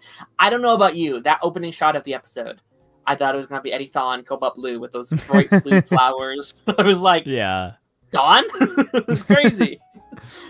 I mean, people did think for a while, what's the actor's name? Wilson Bethel, right? He could play a version of the Reverse Flash. He'd do good. Yeah. Also, shout out to him. We were he's talking great. About fantastic this week. Phenomenal. Holy shit. Yeah. Him killing someone with his tooth is crazy. And then that exit shot or whatever. Fantastic. And again, I'm not going to go into spoilers, but just the season 2 stuff that we are in for, as far as Daredevil and Bullseye and everything in between, seems so fun. I'm very excited for that. Agreed. You have any final thoughts that we haven't touched on yet, that we haven't gone into? I just hope that this finale is an actual finale and it's not a mid-season finale. Yeah, because is it Daredevil and Punisher versus Bullseye? Is that it? I think the crux of the episode is going to be Daredevil and Punisher versus Bullseye / the Anti-Vigilante Task Force. Because I don't think we've seen anything about them coming back next season. Who? I think it's Punisher? No, the Anti-Vigilante Task Force. I think, at least as far as I know, maybe it's basically a race to see who stops Bullseye first, right? So if Daredevil can stop Bullseye, Daredevil and Punisher can stop Bullseye, then they prove to Fisk and the city of New York that maybe vigilantes aren't such a bad thing. But obviously the Anti-Vigilante Task Force wants to do it because they want to prove that they're better, they're more efficient, they're what the city needs. I wonder if they set up the special next week as well. Right, is that special supposed to take place after Born Again Season 2? I think it's Season 2. I think from what I heard, does it take place in between? I mean, I don't know when it takes place, but I think they're doing. I think the main theories is they're going to do those 8 episodes of Season 2, and then maybe the week following it'll be that Punisher special as a bonus little thing. Maybe. Okay. But we've barely touched on the tattoo storyline with Punisher. I'm wondering if they're saving that whole thing for him. The cops admiring Frank, and that's such a good little storyline they could do. That's not a whole season arc, but a little after school special of hey, don't admire me. Yeah, well, and also too, I think the funniest thing is that these guys are they're anti-vigilante, but their whole inspiration is a vigilante. So we got a problem, dude. Oh, I can make some real world parallels, but I'm not going there. That's a rabbit hole for another night. Do you think we get any cameos, any setups, any kind of thing like that? I hope not, honestly. I really want them to keep it as self-contained as Doomsday possible. shows up and it's like, oh crap. I think if anything, maybe we get a tease for like again a Muse resurrection or a new Muse or something like that. I think we'll get some teasers for next season. But again, I hope and I want this to feel like a definitive end to the season, and again, not like it's just the middle part of the season. Which again, I think it could very well fall into that trap of feeling like a mid-season finale, especially based off of what we know about season 2, what we knew about the show going into season 1, and how seasons 1 and 2 were then split into seasons 1 and 2. Yeah, no, I agree. Like, I think this will be like well, it's tough because again, they kind of like my whole theory is that Muse was going to be the villain for both seasons are wrong. Apparently, like that whole bit of it's gone. So at this point, wrap it up, do whatever. Yeah, I mean, I honestly would have even liked if they had that confrontation with Muse originally, like so the from what was it, episode 6? Yeah, so the confrontation from episode 6, or even bring it into episode 7, but just let him get away, right? Like let him get away and still do stuff in the background. Then we can still come in bring and him do back and this right, and then bring him Yeah. right exactly is bring him back, let him do stuff in the background. Maybe he like keeps showing up every so often, but let him continue to get away until we have time to really fully focus on his story. Right. They gave us his backstory, they gave us the why and why he's doing what he's doing, and then let that play out again in the background of the show for a while, and then bring it back to the forefront. It's interesting also because like everyone's mentioning like, oh, Punisher's back next week. He is. Also, we should be getting Karen as well because I know Karen was at least in 2 episodes. Yeah. So we should be getting, which makes sense with Frank. Like I wonder if Karen and Frank will share some screen time together. That could be kind of cool. I hope so. It'll be fun. They're always both great to have on screen together. Agreed. And then without further ado, we're gonna be talking about our final show here. It's been taking up all my mind space during the week. I'll be honest, like going into this week's episode, like this us filming today, I kind of forgot about Daredevil because I've been so obsessed with The Last of Us these last 2 or 3 days. Man, this was probably like end of the year, I like going into this year, like Last of Us and Daredevil Born Again were like my 2 most anticipated shows. Those were the 2 I'm like, I cannot wait to talk about the Last of Us.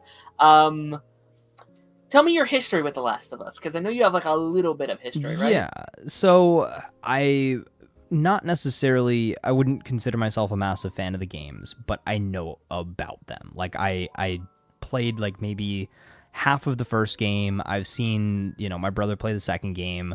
My brother is the one who is the big Last of Us fan. Like he will talk my ear off, my dad's ear off, anybody who will listen about, how great the games are. He's actually a big fan of The Last of Us Part 2, which is something that most people are not. You find, Last of Us purists, I guess, and a lot of people love that first game, and that second game is a very divisive point, I think, for a lot of people. But he loves both games. I think he likes the second game just because of the updates to the combat system. It's a larger open world. It's a longer game as well. I think it's like a 30-40 hour game versus like a 10 to 15 hour game which the first one was. But yeah, he's definitely more so the Last of Us guy. I again know a little bit about it, but not a massive fan of the series.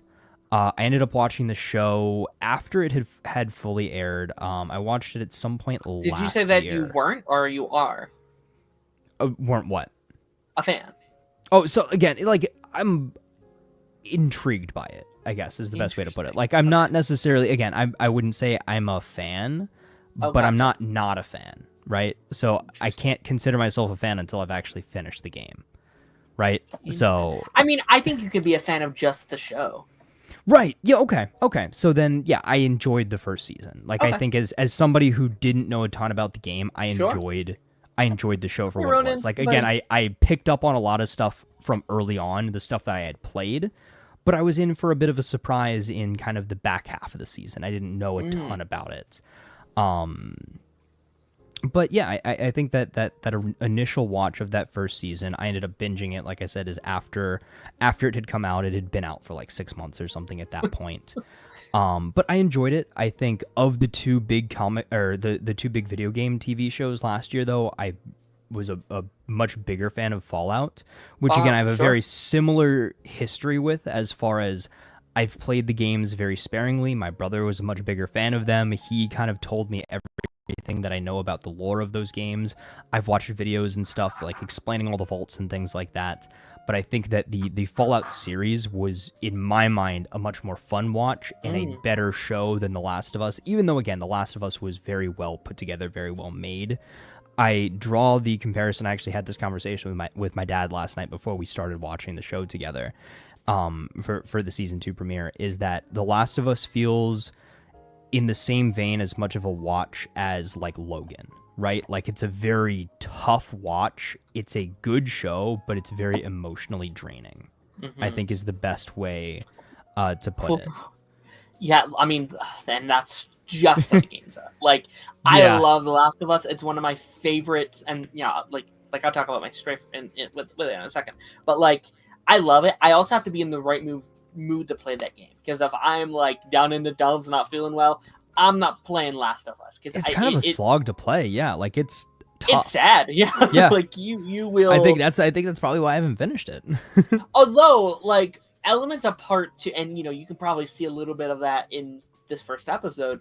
A lot of like the first half of part 2, a lot of it is almost like this like coming of age story that I really, really enjoy about that portion of the game. But I love The Last of Us. I wish I was a bigger fan in terms of like my knowledge and stuff of it, because like when Pedro Pascal was cast in The Last of Us, when that had happened, I was like, you know what? I'm gonna play the game for it. I'm gonna get ahead of the curve. I'm gonna check this out, because something about it just kind of drew me in. And I don't know if you ever talked about this. I love like apocalypse stories. I love end of the world stories. I love The 100. I love Walking Dead. I loved Fallout. I loved The 100. I love even like Hunger Games. Like, I love like the world is over and now we have to rebuild kind of stories. Like, those are so fascinating to me. And so stepping into a game like this, someone who doesn't really like scary movies and games and stuff like that, was such an interesting experience. And that journey through me playing the game was like one of my favorite like fictional experiences probably of all time. Like, that journey for that first game was incredible. And I said when that show, or like when I was playing that, I was like, if this was a TV show, it'd be one of my favorite shows of all time. And then they adapted that show perfectly, like one for one, basically. I was like, well, I guess I have to put it on my favorite show list because that story is incredible. And then I played most of part 2. I played, for those who have played the game, I played up until Abby day 2. I played Abby day 2, which is, there's several more hours on top of that I haven't played, but I played a good chunk of part 2. And I only haven't finished it because, like, I'm just not a good gamer. Like, I suck at games, and sometimes I just get stuck on a level or stuck on a point where it's like, I guess I'm done here, but I'm trying to replay it. I feel that so much. Sometimes, like, there are games, like, I always mention this. I got to, like, 80 hours into Assassin's Creed Valhalla, which came out in, like, I think 2020, 2021. I still have about 20 hours left in that game, and I'm just kind of, like, I wouldn't say stuck, but I'm just, like, I just got bored of it after a while, and I just never went back to finish it.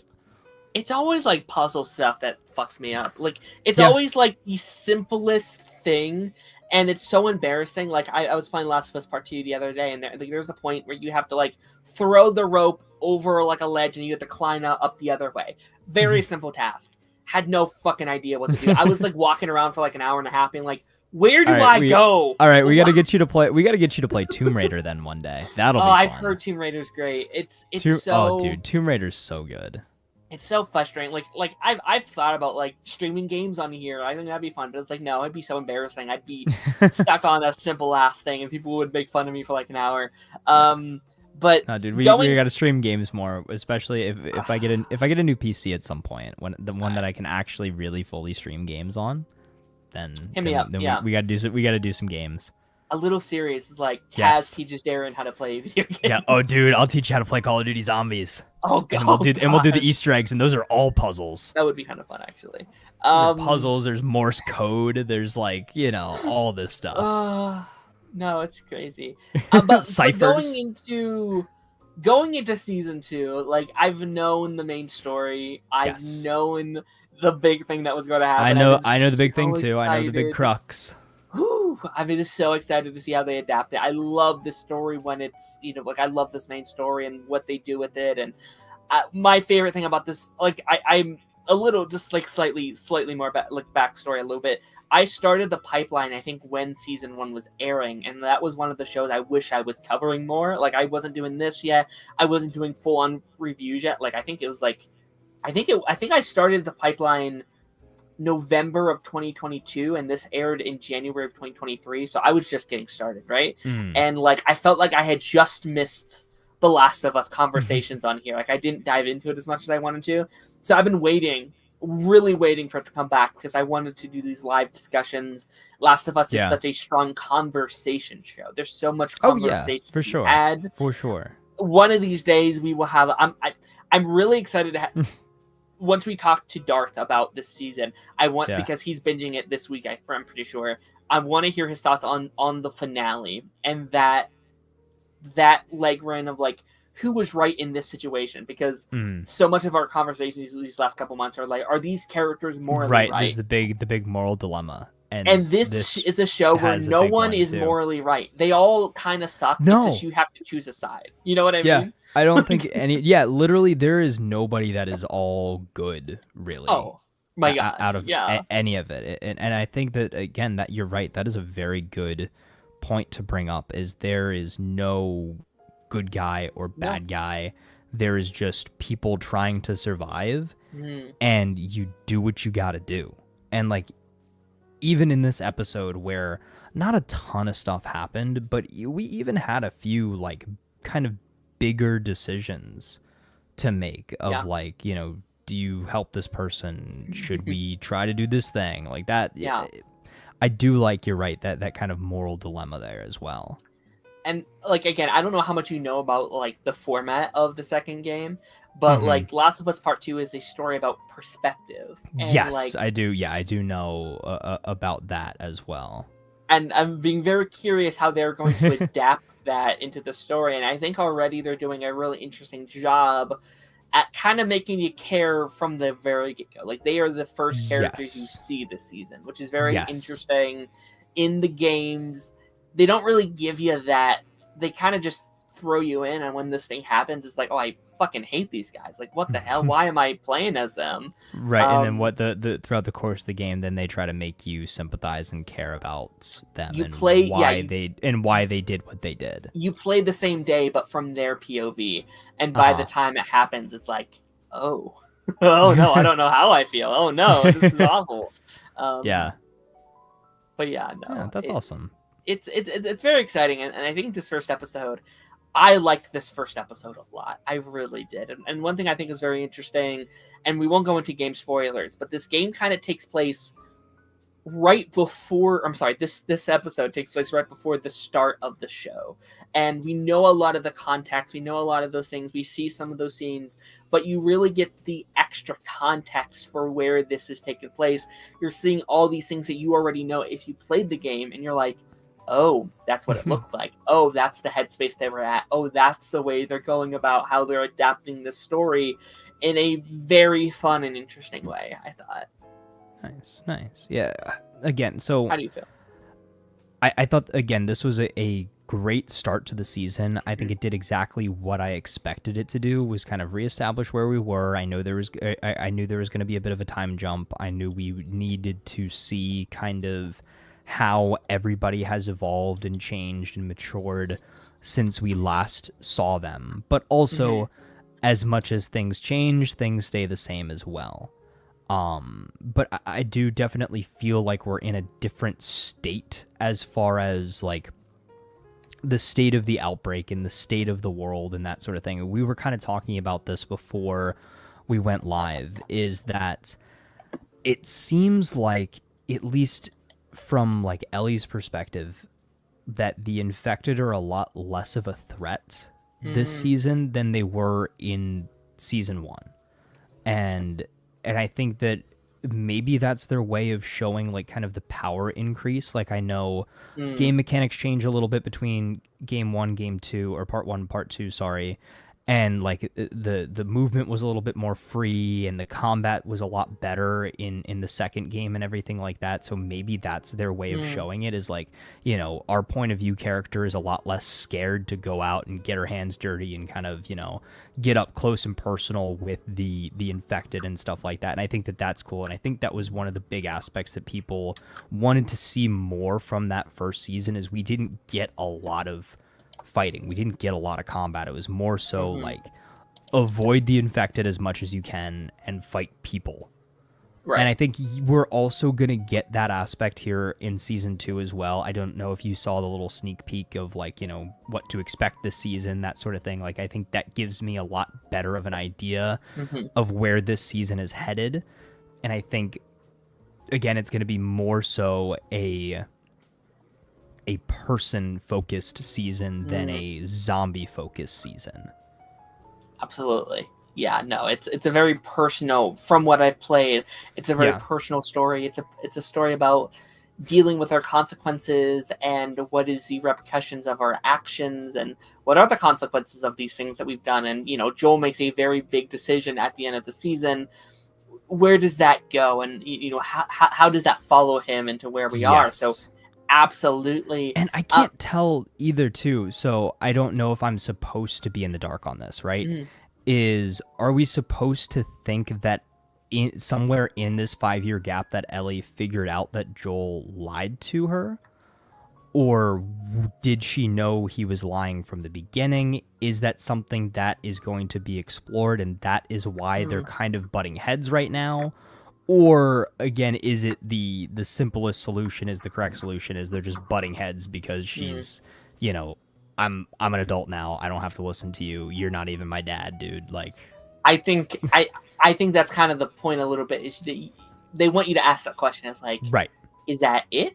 Like there's game stuff I could be like, oh, actually, I think that's actually a big thing on the game part, because there's a scene in here that resembles a big scene in the game that they don't go to here. So it's like, are they going to adapt that, or have they changed it and they're not going to put that in the show? And like, it does have you wonder, like, does she know? And I love the opening, and this is just like how, like, there isn't a right or wrong answer to this, but like, I love that opening scene and like how the show, like last season, ends, where it's like, tell me the truth, like, did you do this? And it's like, no. I was like, okay, I believe you. And I love Bella Ramsey's performance, and also what they do in the game. I think even more in the show, though, it's like, she knows, like she knows what he did, but she is so scared to accept that reality. Right. She is in denial about it, of like, okay, all right, I have to trust you. Yeah. And it's been 5 years, like a lot, like she's had a lot of time to think about it, a lot of crucial times. Like, your entire reality is broken. You, like, in your mind, you're born to do this one thing. It is the most important thing that may ever happen in the world. And when you find out that that was all a lie. Yeah. So, okay, let's, I guess, stop beating around the bush as far as that goes, right? Do you agree with the choice Joel made at the end of last season? Like, if you were in his shoes, would you have made the same decision? I guess, and those are two different questions. I guess, they are. They are. But do you agree? I guess, do you agree with how he left things by lying, and do you agree with what he did? That's the thing. That's so. And again, I'm so excited for when Darth gets here, because I'm so excited to ask him that same exact question. Do I think it was the right decision? Again, that's hard, because like, was it the morally right decision? Probably, right? Like, he saved a child from being killed. Was it the right decision? I do not. I do think, as fucked up as it is, I millions of lives, the Earth would potentially be saved. We could start a new future, but then there's the But aspect of but what if it didn't work? Right. Right. Yeah. So he had the exact same dilemma as the end of Spider-Man at the end of Spider-Man PS4, right? Do you give Aunt May the cure, or do you let Aunt May die and save everybody else? It's so good. But he lost. But again, I think if you put yourself in Joel's shoes, he lost his daughter before. He's not going to go through that again. He sees what's going on, and he just.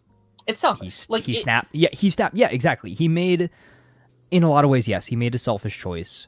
He also took away Ellie's choice from wanting to be that person that would save everybody, regardless of whether it meant did she live or did she die. In a perfect world, you take Ellie, you take her away from there, and you wake her up, and you're like, hey. Here's what's going on. Here's the situation. Yeah. Are you in or are you out? Yeah. Do we kill everybody, or do we continue? It's like, if you want to live, I will make sure you live a full life. But here's are the consequences to those actions. And it's like you asked me what would I do? And it's like, well, I don't know. I don't even know how to begin to process that. Like, again, that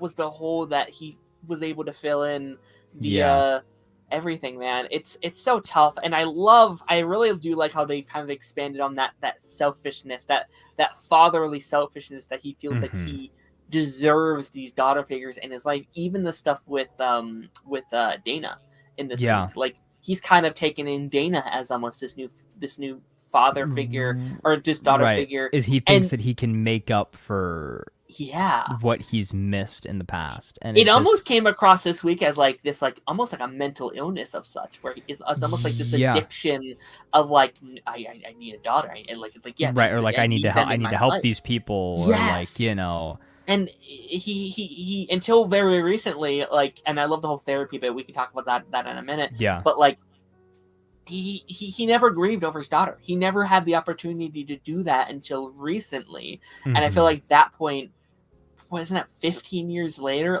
That is so much damage that's been done to him, so much that he has gone through. He's pushed down and down and down and down, and I think with everything with Ellie, we're starting to see him break a little bit, which I think is a great addition to this show. I think they do a fantastic job at that.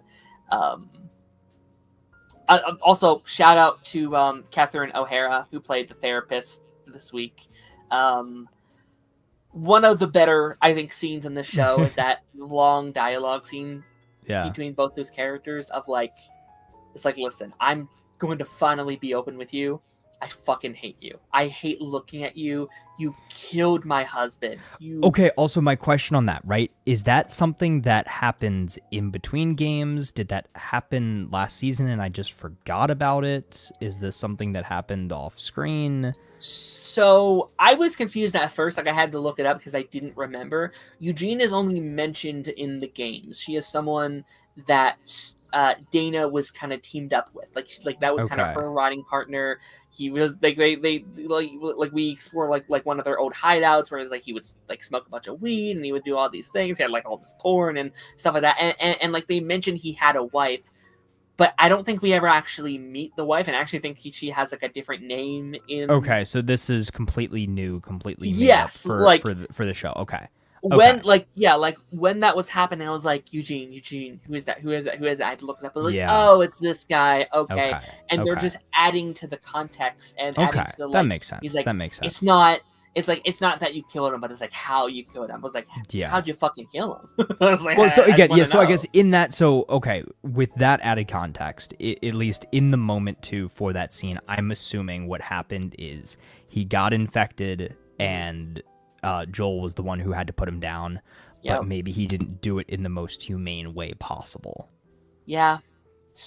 It's again, I'm wondering, because I assume we're going to get backflashes this season. I wonder if we actually get to see that scene, if that's one of the stuff, the in-between stuff we get to see. I imagine, again, we could talk about this later, but it seems like they're wanting to maybe fill in the gaps a little bit. So I would not be shocked if it's another backflash themed episode or something. That would be really, really cool. but like I loved every aspect of that, of like I'm just getting out how I truly feel about what's been weighing on me. Is like she's the only therapist. Like when you're in the end of the world, like I know that this community needs you.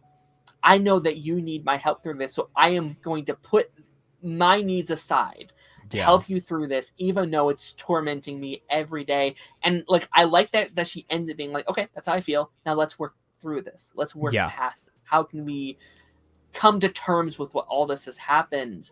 Right. And it's so interesting to Joel because again, like that's just that's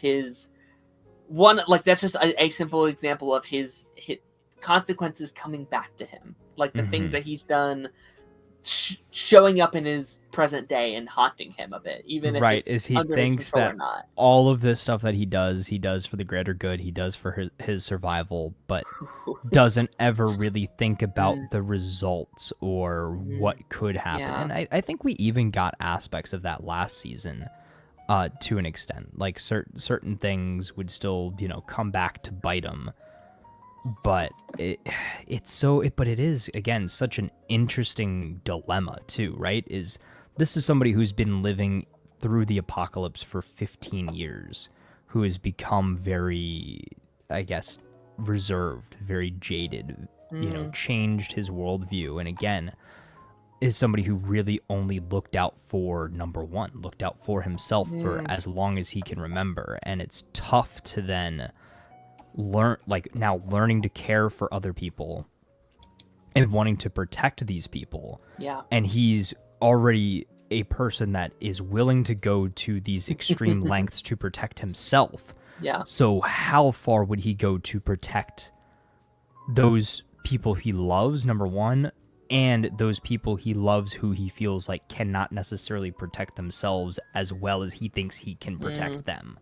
Well, Which I think is also another aspect too that we saw is Ellie's very capable of taking care of herself now, and I think that is another reason why they're butting heads. And we saw that this episode when Seth, I think his name is, like when there's that whole sequence, he instantly doesn't give her a chance, pushes him out of the way. Yeah, I saw the comparison between the game and that. He like shoves him to the ground in the show, but in the game he just like kind of pushes him to the side. Yeah. But I thought that was kind of fun.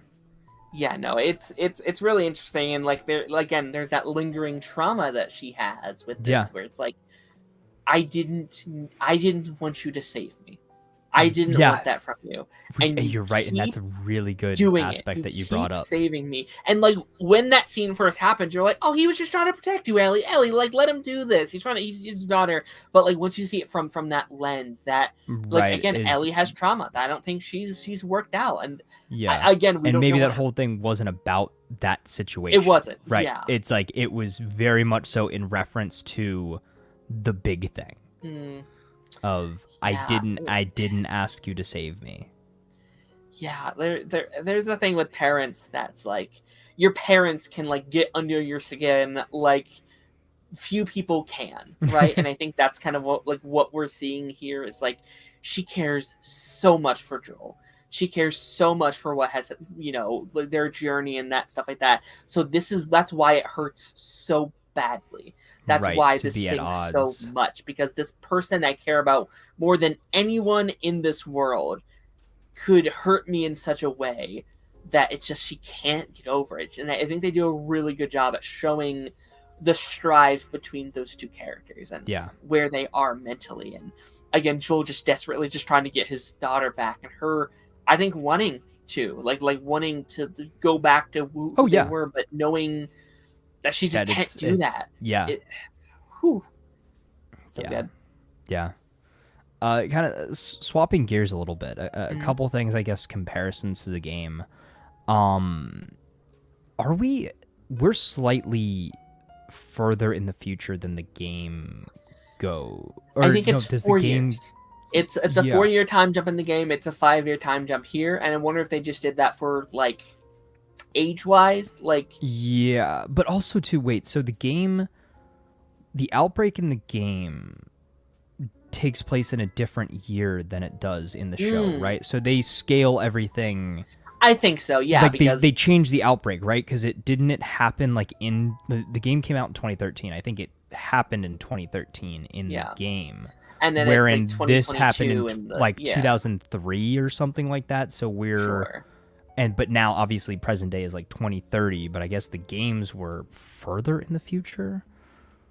Yeah, I don't know the whole timeline of it all, but I think I do remember it being slightly altered for the show and where everyone is at, and I think also just like because like again like in So here I found it. So HBO's Last of Us takes place before Last of Us, the game. In the games, the cordyceps virus outbreak took place in 2013. The first game taking place in 2033. Meanwhile, the cordyceps virus outbreak took place in 2003 in the HBO series, with season 1 taking place in 2023.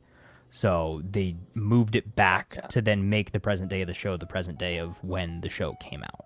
And now we're in the future with like the and now we're in the 5 years future. later. Yeah. Right.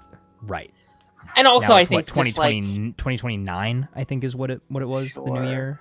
And So- like again I think the whole switch, because like in the game it's a 4-year time jump in part 2. This is 5. I'm wondering if that's just for the Ellie and Dana stuff, so you don't have like them be 18 now they're 19, right? I think it's a little bit of a buffer, just if anyone has kind of a problem with that. Which again, like I mean, shout out to the casting department in the show. Like I don't know how much you know about like what these characters look like and stuff like that. Yeah. This show, and I had that in season 1 with Pedro, and like he was cast like one of the greatest castings of all time. And I think I was gonna ask you about that actually. Is like the oversaturation of Pedro Pascal. What do you think about that? He's in like everything, right? Like I don't necessarily have a problem with it. Like I think he's a really good actor, right? But he's the Mandalorian. He is Joel. He is Mr. Fantastic. Yeah. He is Gladiator. in a lot of things. He is. I think he could. I think if he was a lesser actor, I would have a problem with that. But I think he's so good.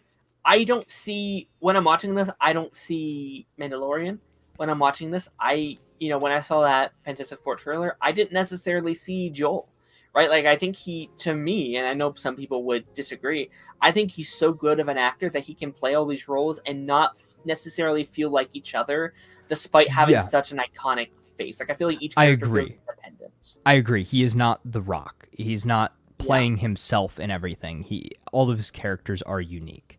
Like, yes, you can draw some comparisons. Like, I think Joel and the Mandalorian are very similar in a lot and in some ways, I think it's kind the of why helmet thing that keeps it back a little bit. Yeah, but like it's same kind of thing. Like loner, starts taking care of a kid, learns how to care for people, that sort of thing. I think very similar in that aspect, and I think a lot of people like poke fun at that. And again, I think that's what it is. It's kind of fun. It's a cool little comparison. But yeah, I was just kind of curious, kind of to what you thought of that.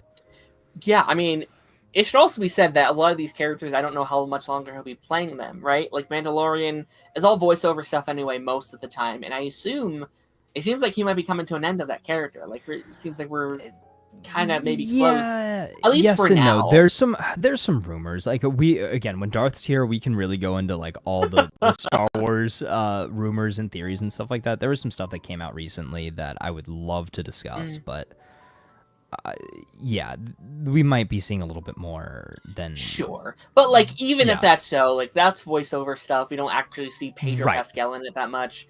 Last of Us, we'll see. We can talk about that. I think probably The Last of Us is the most, I guess, intensive for him because there's a lot of makeup, there's a lot of prosthetics and cuts and bruises and wigs and all that stuff. Sure. I can't remember. Did this show win something for costuming or anything last year? I don't know, but a couple years ago. Yeah, I think it won a lot of awards. It did very well in award season. I think The Infected actually look better this season than they did last season. Oh, it looks incredible. It looks really good.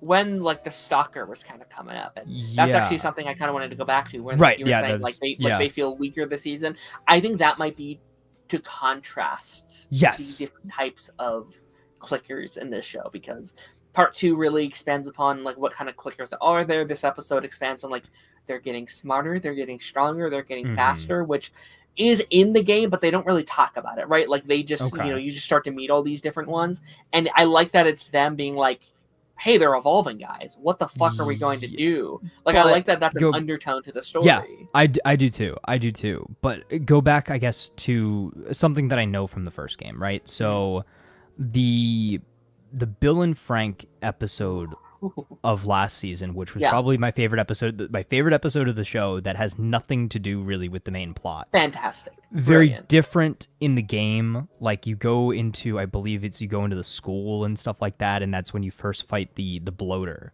right? I just remember fighting off so many more zombies in that portion of the game than we ever saw throughout season 1. And like I guess up until like so going through that in the game and then seeing where we are in season 2 where the whole town is getting scared of a couple extra infected and one smart zombie. Yeah. Like that's a little, I can definitely see where people who are get the frustration. game purists are upset with that. I don't have a problem with it because again, I don't have that emotional tie to the game as much as other people do. I thought it was a cool scene. I thought actually really that scene, that I guess the whole way that scene developed was probably my favorite scene of the episode. Like it felt like a game. Like we got that kind of perspective behind Ellie and Dina of them, like, they pull out the knives, they like crouch and they're like, or they pull out their pistols and they're like, wait, no, we got to do this quietly. So I just like in my mind is like new objective, take out the infected but quietly. It's like that whole scene was so game coded. Like I felt like I was playing the game. Whereas like you have to crouch to go around. Right, you throw the bottle, do the distraction, go up, get a little stealth kill, and like it was very cool. Happy with that very bottle. well It was so done. Stupid of just like because like they didn't do that in the first season. Like they didn't throw a bottle or throw a brick. And they really leaned into the aspect of yes, this is a video game. Like let's treat it a little bit more like a video game. And when you like when she falls down to like the wood floor, that happens and it's like so much in Last of Us. Yes. It's like all right, you've gotten trapped in a new area. Find a way to escape.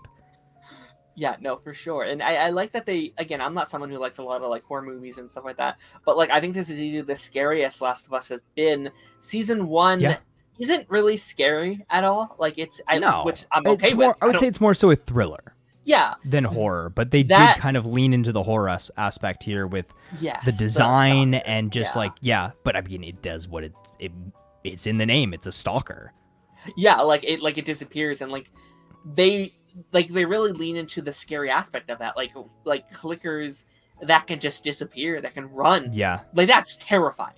That is like, especially if you don't know what they are yet. You're like, what the fuck? Like, I like, where is this? And she almost died. Because again, for me, I didn't know the game. I heard the sound. I was like, oh, that's just like a normal clicker. But then we look and we see like, oh, it's a little bit more humanoid than we're used to. And it's kind of taunting her and not, kind of talking to her in a way. And that sort of thing it was very interesting. And then... go to ahead, your point, like I think that's why they did it that way, where they easily fight the like regular clicker. Oh, this is fun. We're like goofing about, like we can easily take it down. So when we get to the stalker, it's like, okay, this is something different. This is something new. Mm-hmm. And I'm interested to see your opinion on this as well. Is I have a very firm stance on this. Okay. Is I think Ellie, while she has gotten more proficient, I think she has also gotten sloppy in this season as far as she thinks that she is invincible. She allows herself to get bit because she knows she can't get infected. She's what? However, what? She's what? I said she allows herself to get... And then messed it up. Fuck. I know. I was like, what? I was like, did I misspeak? Shoot. Damn it. She thinks, okay, fine. She thinks that she's... Okay, there we go. No, you're good. So, yeah, like, yes, she can't get infected, but, like, in my mind, I'm like, can't she still get, like, an infection from having an Sure. open You can wound die. in the Yeah. middle of an apocalypse. Yeah. Like, you gotta still be careful with that. Like, we had a whole episode last season where Joel was like dying from a gunshot wound because it got infected. Like, you've got to be a little bit more careful than that. I kind of was like, oh, is somebody gonna find out that somebody that shouldn't know that she can get bit and that sort of thing? Like, I wonder if that will be an addition, like an additional thing, because I do. Jonathan, we will answer this question in a second because I think that's a fantastic question. But I think you're right. I think they're going to wait till the end of the season. So maybe that's an element of the season because there is a theme of her having to keep this a secret, her not telling people, even Dana, someone that she considers her best friend. Right. Like, I would person in her assume, life. again, I don't know a ton about the game, but I would assume eventually she tells her because from what I know, she's a big part of the game. She's kind of like your companion, your sidekick. Yeah. In the game. So I also know there's a bow and arrow. So I'm waiting to get to the bow and arrow. But yeah, I thought that was a very interesting aspect. And I think maybe once the big crux of the season, once that happens, maybe that will be the big shock to her to realize like, oh, hey, I need to lock the heck in. No, I think that is going to be what is the big mindset tonal shift for her. Like, this isn't a game anymore. Yeah, no, I think like I think what you're saying is maybe the point of at least the first half of the season, or maybe even the whole season, is that maybe she doesn't care anymore, right? Because she was supposed to die, right? Like, she's not supposed to be here. So maybe even if it's like subconsciously, she's like, fuck it. I can't get him. Like, I can't get sick. I can't, I can't get infected. I can't get other people infected. I'm really strong. Well, I actually kind of thought about that too. I was like, when in the scene at the dance, right? I was like, is she a carrier though? Like, for the zombie virus? I don't think so. Can it be? Yeah. But is there an aspect of it of like someone, I think it was Real Readers brought this up maybe, where they made a good point, is like, how does she know she couldn't eventually not be immune, right? Is there an aspect of like, if you get bit enough time, you will slowly over the course of time be infected, like an allergy, the final bite. Yeah, like sometimes you're not born with an allergy, but if you have that thing enough times, you could be, or you might develop one, right? If whatever's in your body that was preventing you from getting sick is now gone as you get older. Like, that is an aspect that I wonder if she sometimes thinks about, or like is fearful about. That's something I'd think about. Like, that's something I would worry about for sure. Most likely it's not something though that she's thinking about, at least not currently. Because again, I think too, maybe that shows the reckless, rebellious, young adult side of her now too, is like, again, kind of like you said, it's like, I don't care what happens. Like, yeah, it's interesting, and I'm excited, and like there is like a tonal shift, like I don't know if I want to say this, but like the first like 30 minutes, 40 minutes of the game are really fun. Like they're having a good time, they're chilling, they're being teenagers, and then there is a shift that happens, and it's like, oh, okay. And it's not, we don't completely get rid of that tone, but it is a different tone. So and I guess again, dancing around that thing, will that thing happen sooner or later? Yes, let's talk about that. Yeah, I'm 50-50 on it, because if it happens because like right now where we are, if they stick to the pacing of the game and where kind of we are continuity wise, I would say it would have to happen probably episode 3, episode 4, at max episode 5, at max. But will they stretch that out? Is this a 10 episode season or 7? 7 episode season. Okay. Yeah. So throw in a couple fillers or something, like throw in a couple of things. And the reason I think they might wait till the end is because they like all the reviews I've heard was like, this is a really good season of television, not necessarily a good adaptation of The Last of Us. And yeah, to like me, I heard it's very different. And to me, that screams, and I don't think that's a bad thing. Actually, in Yeah. some aspects, it could be a really cool thing. I like the idea of spending a little bit more time in this era of the game, add some new elements to the game that game fans are like, oh, this is really cool. We get to see Yeah. new stuff we've never seen before. I don't think that's a negative inherently, unless it does feel weird in I execution. don't have an issue with them Yeah. expanding upon a thing that was maybe not as drawn out in the game, right? So doing another comparison to a different video game adaptation is, I don't know how much you know about Halo, but the Halo TV show is, there was a lot of Yes, backlash I know on that that. Halo TV show. One of the big things is the Fall of Reach. The Planet Reach, there's a whole game, Halo Reach. There's the Fall of Reach book. They did the Fall of Reach in Halo Season 2. They did something that we have an entire game on, we have books on, we have tons of stories on. They condensed that into one episode, and people were not happy. Sure. So, yes, this is maybe something that happens within like a couple scenes of the game. It's probably like, 15 minutes or so worth of game time, I would assume. Sure. But if they can expand upon it and really make it a very emotional gut punch to then cliffhanger end the season on it. I love the idea of it being season I think finale. that would be a very interesting way to leave things off. It's very, I don't know how much like Walking Dead you know, but it's a very Walking Dead season 6, how they end that show. Like they do a massive thing. And that's another fear I do have though with the casual audience. And actually I'll just bring up this comment now because it transitioned very well. How do you think the casual audience will react to the big twist in Last of Us? That's a huge thing. There's a huge thing that happens in Walking Dead, and casual fans, people who weren't reading the comics, are like, I hate that.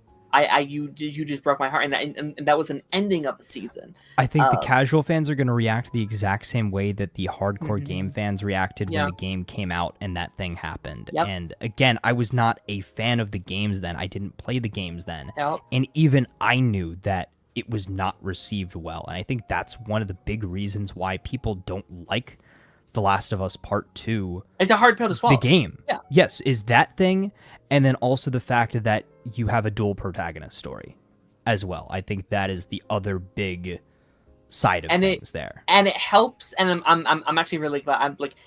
It may have worked out Darth wasn't here this week because we need all these thoughts now that then we can leave them aside for the rest of these episodes. Slight spoilers, guys. Like, we're not diving deep into this, but we might touch on it a little bit. If you know, you know.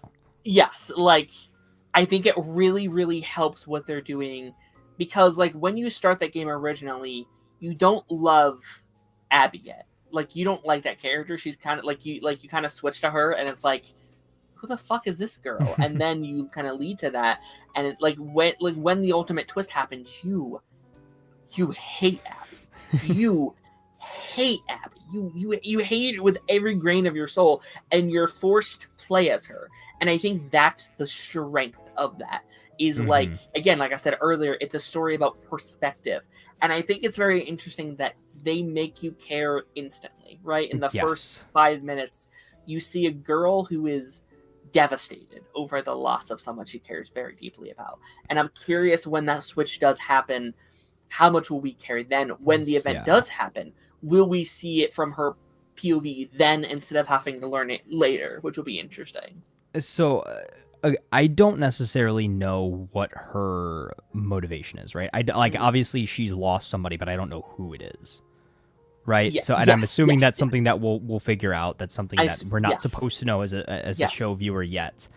And I guess also my question for you is, if you can answer this, what does the split of gameplay time look like? Is it like one mission, or one act? Like 50, like a long, like you're spending like 4 or 5 hours with Ellie and then 4 or 5 hours with Abby and like going back and forth, or like. So yeah, I mean, like, slight spoilers for the game. The first half is Ellie, second half is Abby, and then the ending is them colliding. Like, the whole thing is interesting. So they're like the whole the whole thing is like separate. The whole game is 3 days, is across 3 days.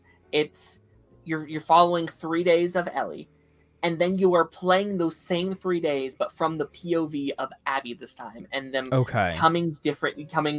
they're heading towards the same destination. Yeah. I haven't played the end of the game, so I don't know. I haven't finished Abby's stuff yet, technically. But I know kind of how it collides, and it's like, Okay. oh, okay. And again, it is very frustrating when you're literally forced to play as Abby. This character, spoilers, guys, spoilers, massive spoilers. If you've not played it, you don't want to know. When you're literally forced to play as the character, or to play the character that killed your character, you know what I mean? That played such an iconic character. It's frustrating. It's like I don't want to make this character move. I want to jump off this cliff here and kill this character, but you can't. And again, I love it's a story about perspective and like what it means to survive in this world, because there are no good guys. Yeah. It's just who's best out of the characters that are here, you know? Yeah, so that's interesting, right? So I guess they're doing things slightly different than, I guess, in the show. Is it's a dual story, is we're seeing the curious, sides of both of them at the same time. I'm wondering if it's going to be Arrow style, where like eventually each episode we're watching both kind of thing at the same time.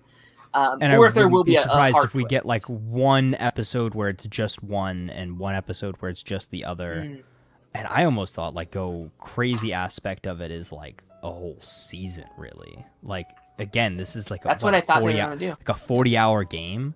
Like you have your Ellie season, your Abby season, and then your like that's I think again from what they said, like again they can make like 3 or 4 seasons off of the 2 games.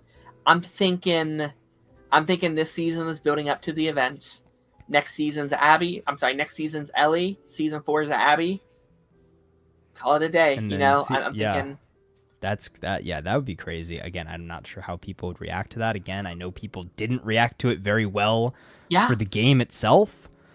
But I'm curious. I'm interested. I'm here for it. Again, like I don't know if I want to play the game before the end of the season. I think I'm gonna let the season play out and then go back, and I'm probably gonna just restart the first game. Like again, I think I'm like halfway through. Yeah. I can't remember, where am I in the first game? I think I'm in Chicago. Like, so I'm right after the shootout in like the convenience store, and then you go across the street, and then I've picked up a sniper rifle. That's the last thing I remember. I think you're kind of towards the end then. Yeah. I got my first sniper rifle. Yeah. So I'm somewhere in there. Was Ellie kidnapped? Was that the whole Ellie kidnapped stuff? No. Okay. No. This is before that. This is like, I think episode 3 or 4 of the show. Okay. So it's not super far in. Gotcha. But it's after Bill and Frank, but it's before some of the later stuff. Gotcha. I'm trying to think. Is there? I mean, there's stuff I could go into. Like, I mean, I started mentioning like the whole casting stuff. Like, there's so much casting in here. I adore. Dana is such an incredible casting. Like that was one of them where I'm astonished at how good I think she plays that role, and I maybe even like her potentially more. Like that actress is so likable. I know she's going to is it Isabella Marcez, I think is the actress's name. Something like that, yeah. She's going to be in the upcoming Superman movie. She was Madam Web. She was Dora the Explorer in that live action movie. She was in what, Alien Romulus too? Romulus, like she's slowly becoming a household name, and I'm here for it because she's fantastic. Like feel bad for her for the whole like Madam Web stuff. And what was the crossover with that, right? So I heard something about like her character in Alien had some inspiration for Last of Us or something. I can't remember what it was, but I have no idea. There was some sort of crossover, some sort of inspiration. I don't know. Again, I don't know the full story, but I know that there was some sort of connection there, or like I haven't seen it, so I can't say. Yeah, I can't say, but like I thought she was fantastic. I think it's very interesting. They gave her a connection with Joel as well, which we talked about a little bit, but like I don't think they share screen time in the game. Like they don't have a connection at all. So that stuff is all new. Like that scene when they're like making the battery thing, and they're having that conversation. Not a thing. It's just non-existent in the game. So it's like, oh, that's interesting. The dynamic between her, Ellie, and Dana, and their whole like coming of age stuff in the episode, I adored. That's some of my favorite stuff of the second game. I think it's just like the cutest stuff, and again, like seeing the seeing kind of the origin of some of the stuff that they kind of jumped over, like where we start, is really interesting. I think it's really funny, and like this is me getting on my soapbox a little bit, but like it's so funny to me still having like homophobia during the apocalypse. I think is freaking crazy to me. Like we got clickers outside, but we're like, oh, but two girls kissing? I don't think so. Can't have any of that in our apocalypse. Yeah. Zombies are okay, but not those damn queers. Like it's so funny to me. I know it's such an iconic part of that game. They had to obviously adapt that stuff, but I thought that was very interesting, and like great chemistry. Like I think those two have so much chemistry right off the bat. Like 100%. That scene is so good. Like, what was the line that they said? And it's also in the game. I just don't think I've reached that part of it where it's like, like it's okay because like I'm not a threat, and it's like, oh, from where I'm sitting, they should be terrified of you. I was like, okay, that's one hell of a line that would work on me 100%. Like that's so good. But then there's the stuff from like her point of view. It's like, oh, but it's just because she's high and she's drunk, and she's like I'm drunk, she's high. How much of this is real? How much of it, like that's the stuff that's going to be going through her mind, and then the whole Joe thing, the piling on top of it, and like that's where the game starts. I'm very curious next week. Like she wakes up and being like, okay, all this went down. How do I deal with it? What's this day going to be looking like, and stuff like that. So I'm curious if that's where we pick up next week, or if we play around a little bit. Will be interesting. Yeah. No. I think as somebody who again knows enough to hold the conversation about the games, but is not super well versed in them, I'm really enjoying it. Like I think it's a fun time. And again, as I was kind of talking about this briefly as well before we went live, is my brother's the one who's big into the game. My dad ended up kind of getting into the story and everything with it. Is he watched my brother play the games, and he ended up watching the first season and really kind of convinced me to watch it. He was like, hey, you don't have to have really played the games to appreciate the show. And now we're watching season 2 together, and it's again a very interesting perspective. Is two people who haven't really played the games, don't know a ton about it outside of what we've been told. And then we have my brother, who is like the biggest Last of Us game fan of all time, but he's like, I think I'm gonna sit the show out. Like it's not, it just isn't appealing to him as much as the games are. And again, I think that will be a very interesting conversation. As I want to finish this season of the show, go back, play the first game, play the second game, and then really kind of develop my opinion and see where everybody's coming from. Like I think that will be very, very telling. And see which version of the story I like more, if I prefer one over the other. Sure. And like that's such an interesting perspective, because like what you said, he didn't like the show as much because it differed too much from the adaptation. Right, is basically his arguments that he said to me were that he feels like the characters were nerfed a little bit, is there's not as high a quantity of infected, and that just kind of like the deviation from the story of the game is too great for him. Like again, he just like, I don't think he hates the show or anything like that. It just, he prefers the story told by the game and in the style of the game. See, because like that's so interesting to me, because like I've had many conversations on people on the other side, and which I kind of agree. I think it's such a strong adaptation, sometimes too strong, where it's like people are like, well, I've seen this story before. I've seen almost the exact same story. So they can't get as invested in a show that's like the exact same thing. But again, in comparison, especially last year with Fallout, right? Like Fallout was so good because it was in that world. It's what you knew, but it was Right, but it was a unique completely new story. Yeah. for everybody involved. Yeah. And I'm very excited to hear those people's opinions this season, because I do wonder how much they're going to change, how much new stuff we're going to get to fill in the gaps a little bit. Right. But again, when you go on that completely new route, like, again, back to Halo, right, is they restarted at the beginning of the timeline and told a completely different story than the games, and people absolutely hated it. And you have so many people online that were like, I wish you'd have just adapted the games to to a TV show. But if they would have done that, you'd have gotten the exact same argument of, if I want to see the story of the games, I'm going to go play the games instead of watching a TV show. Yep. It's a lose-lose scenario. You can't please everybody. No. But I think, again, at the end of the day, The Last of Us is a very, very well-made show. Like, it is clearly one of the highest quality television shows out there right now. I think it is very well acted. I think the set design is amazing. I think the costuming is perfect. I think it's a very captivating show. It really puts you into the feel and the tone of it. Yes, it can be very emotionally draining at times, but that's the point of it. Again, I think it's great. And again, as somebody who is not fully played the games, I am still invested. I'm very much so enjoying it. I'm very much so looking forward to the rest of the season. I agree. Yeah, I'm so excited to have this continuous conversation. Like, these next 6 weeks, I think are going to be so much fun to really dive into everything from your perspective. Also, I'm super excited for Darth's perspective, where, like, he's going to know nothing. Like, last week he hadn't even watched the show, so, like, oh wow.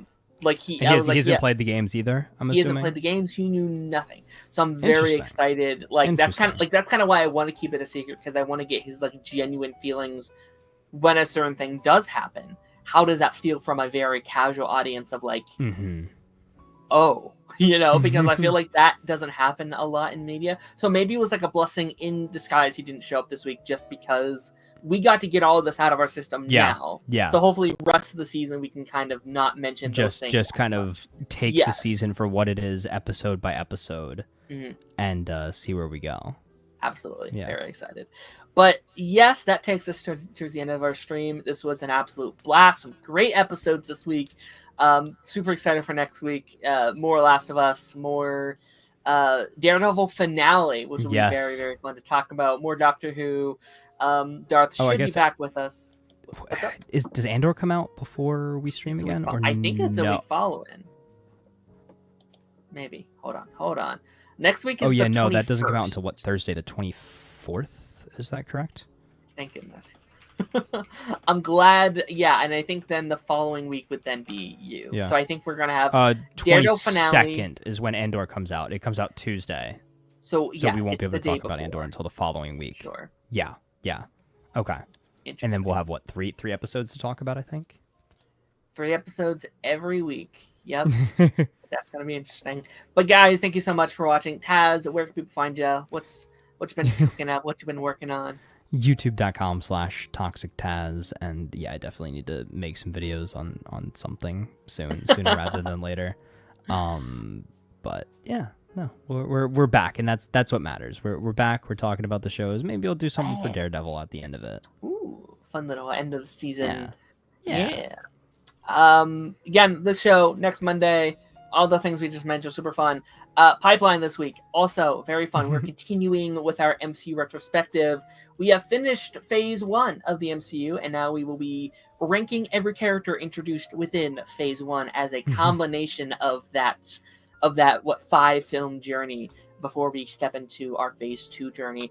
Also, like, shout out to everyone being very nice. Like, new channel name, Darren Sanctuary over here. Your home for all of our podcasting, new clips every day from the shows throughout the week and our 2 live shows. So that, and we also have a new channel. We officially launched today. First upload ever. I reacted to the first episode of The Last of Us. I wanted kind of a new place just to post that. I wanted to do this season, but I was like, I don't want to mess up what I'm doing on my main channel. It's a new channel. Check that out. Recommend what you want me to do more over there. It's a whole new journey. I'll see what the heck comes from that. Should be linked down below, and I will see you guys on the flip side.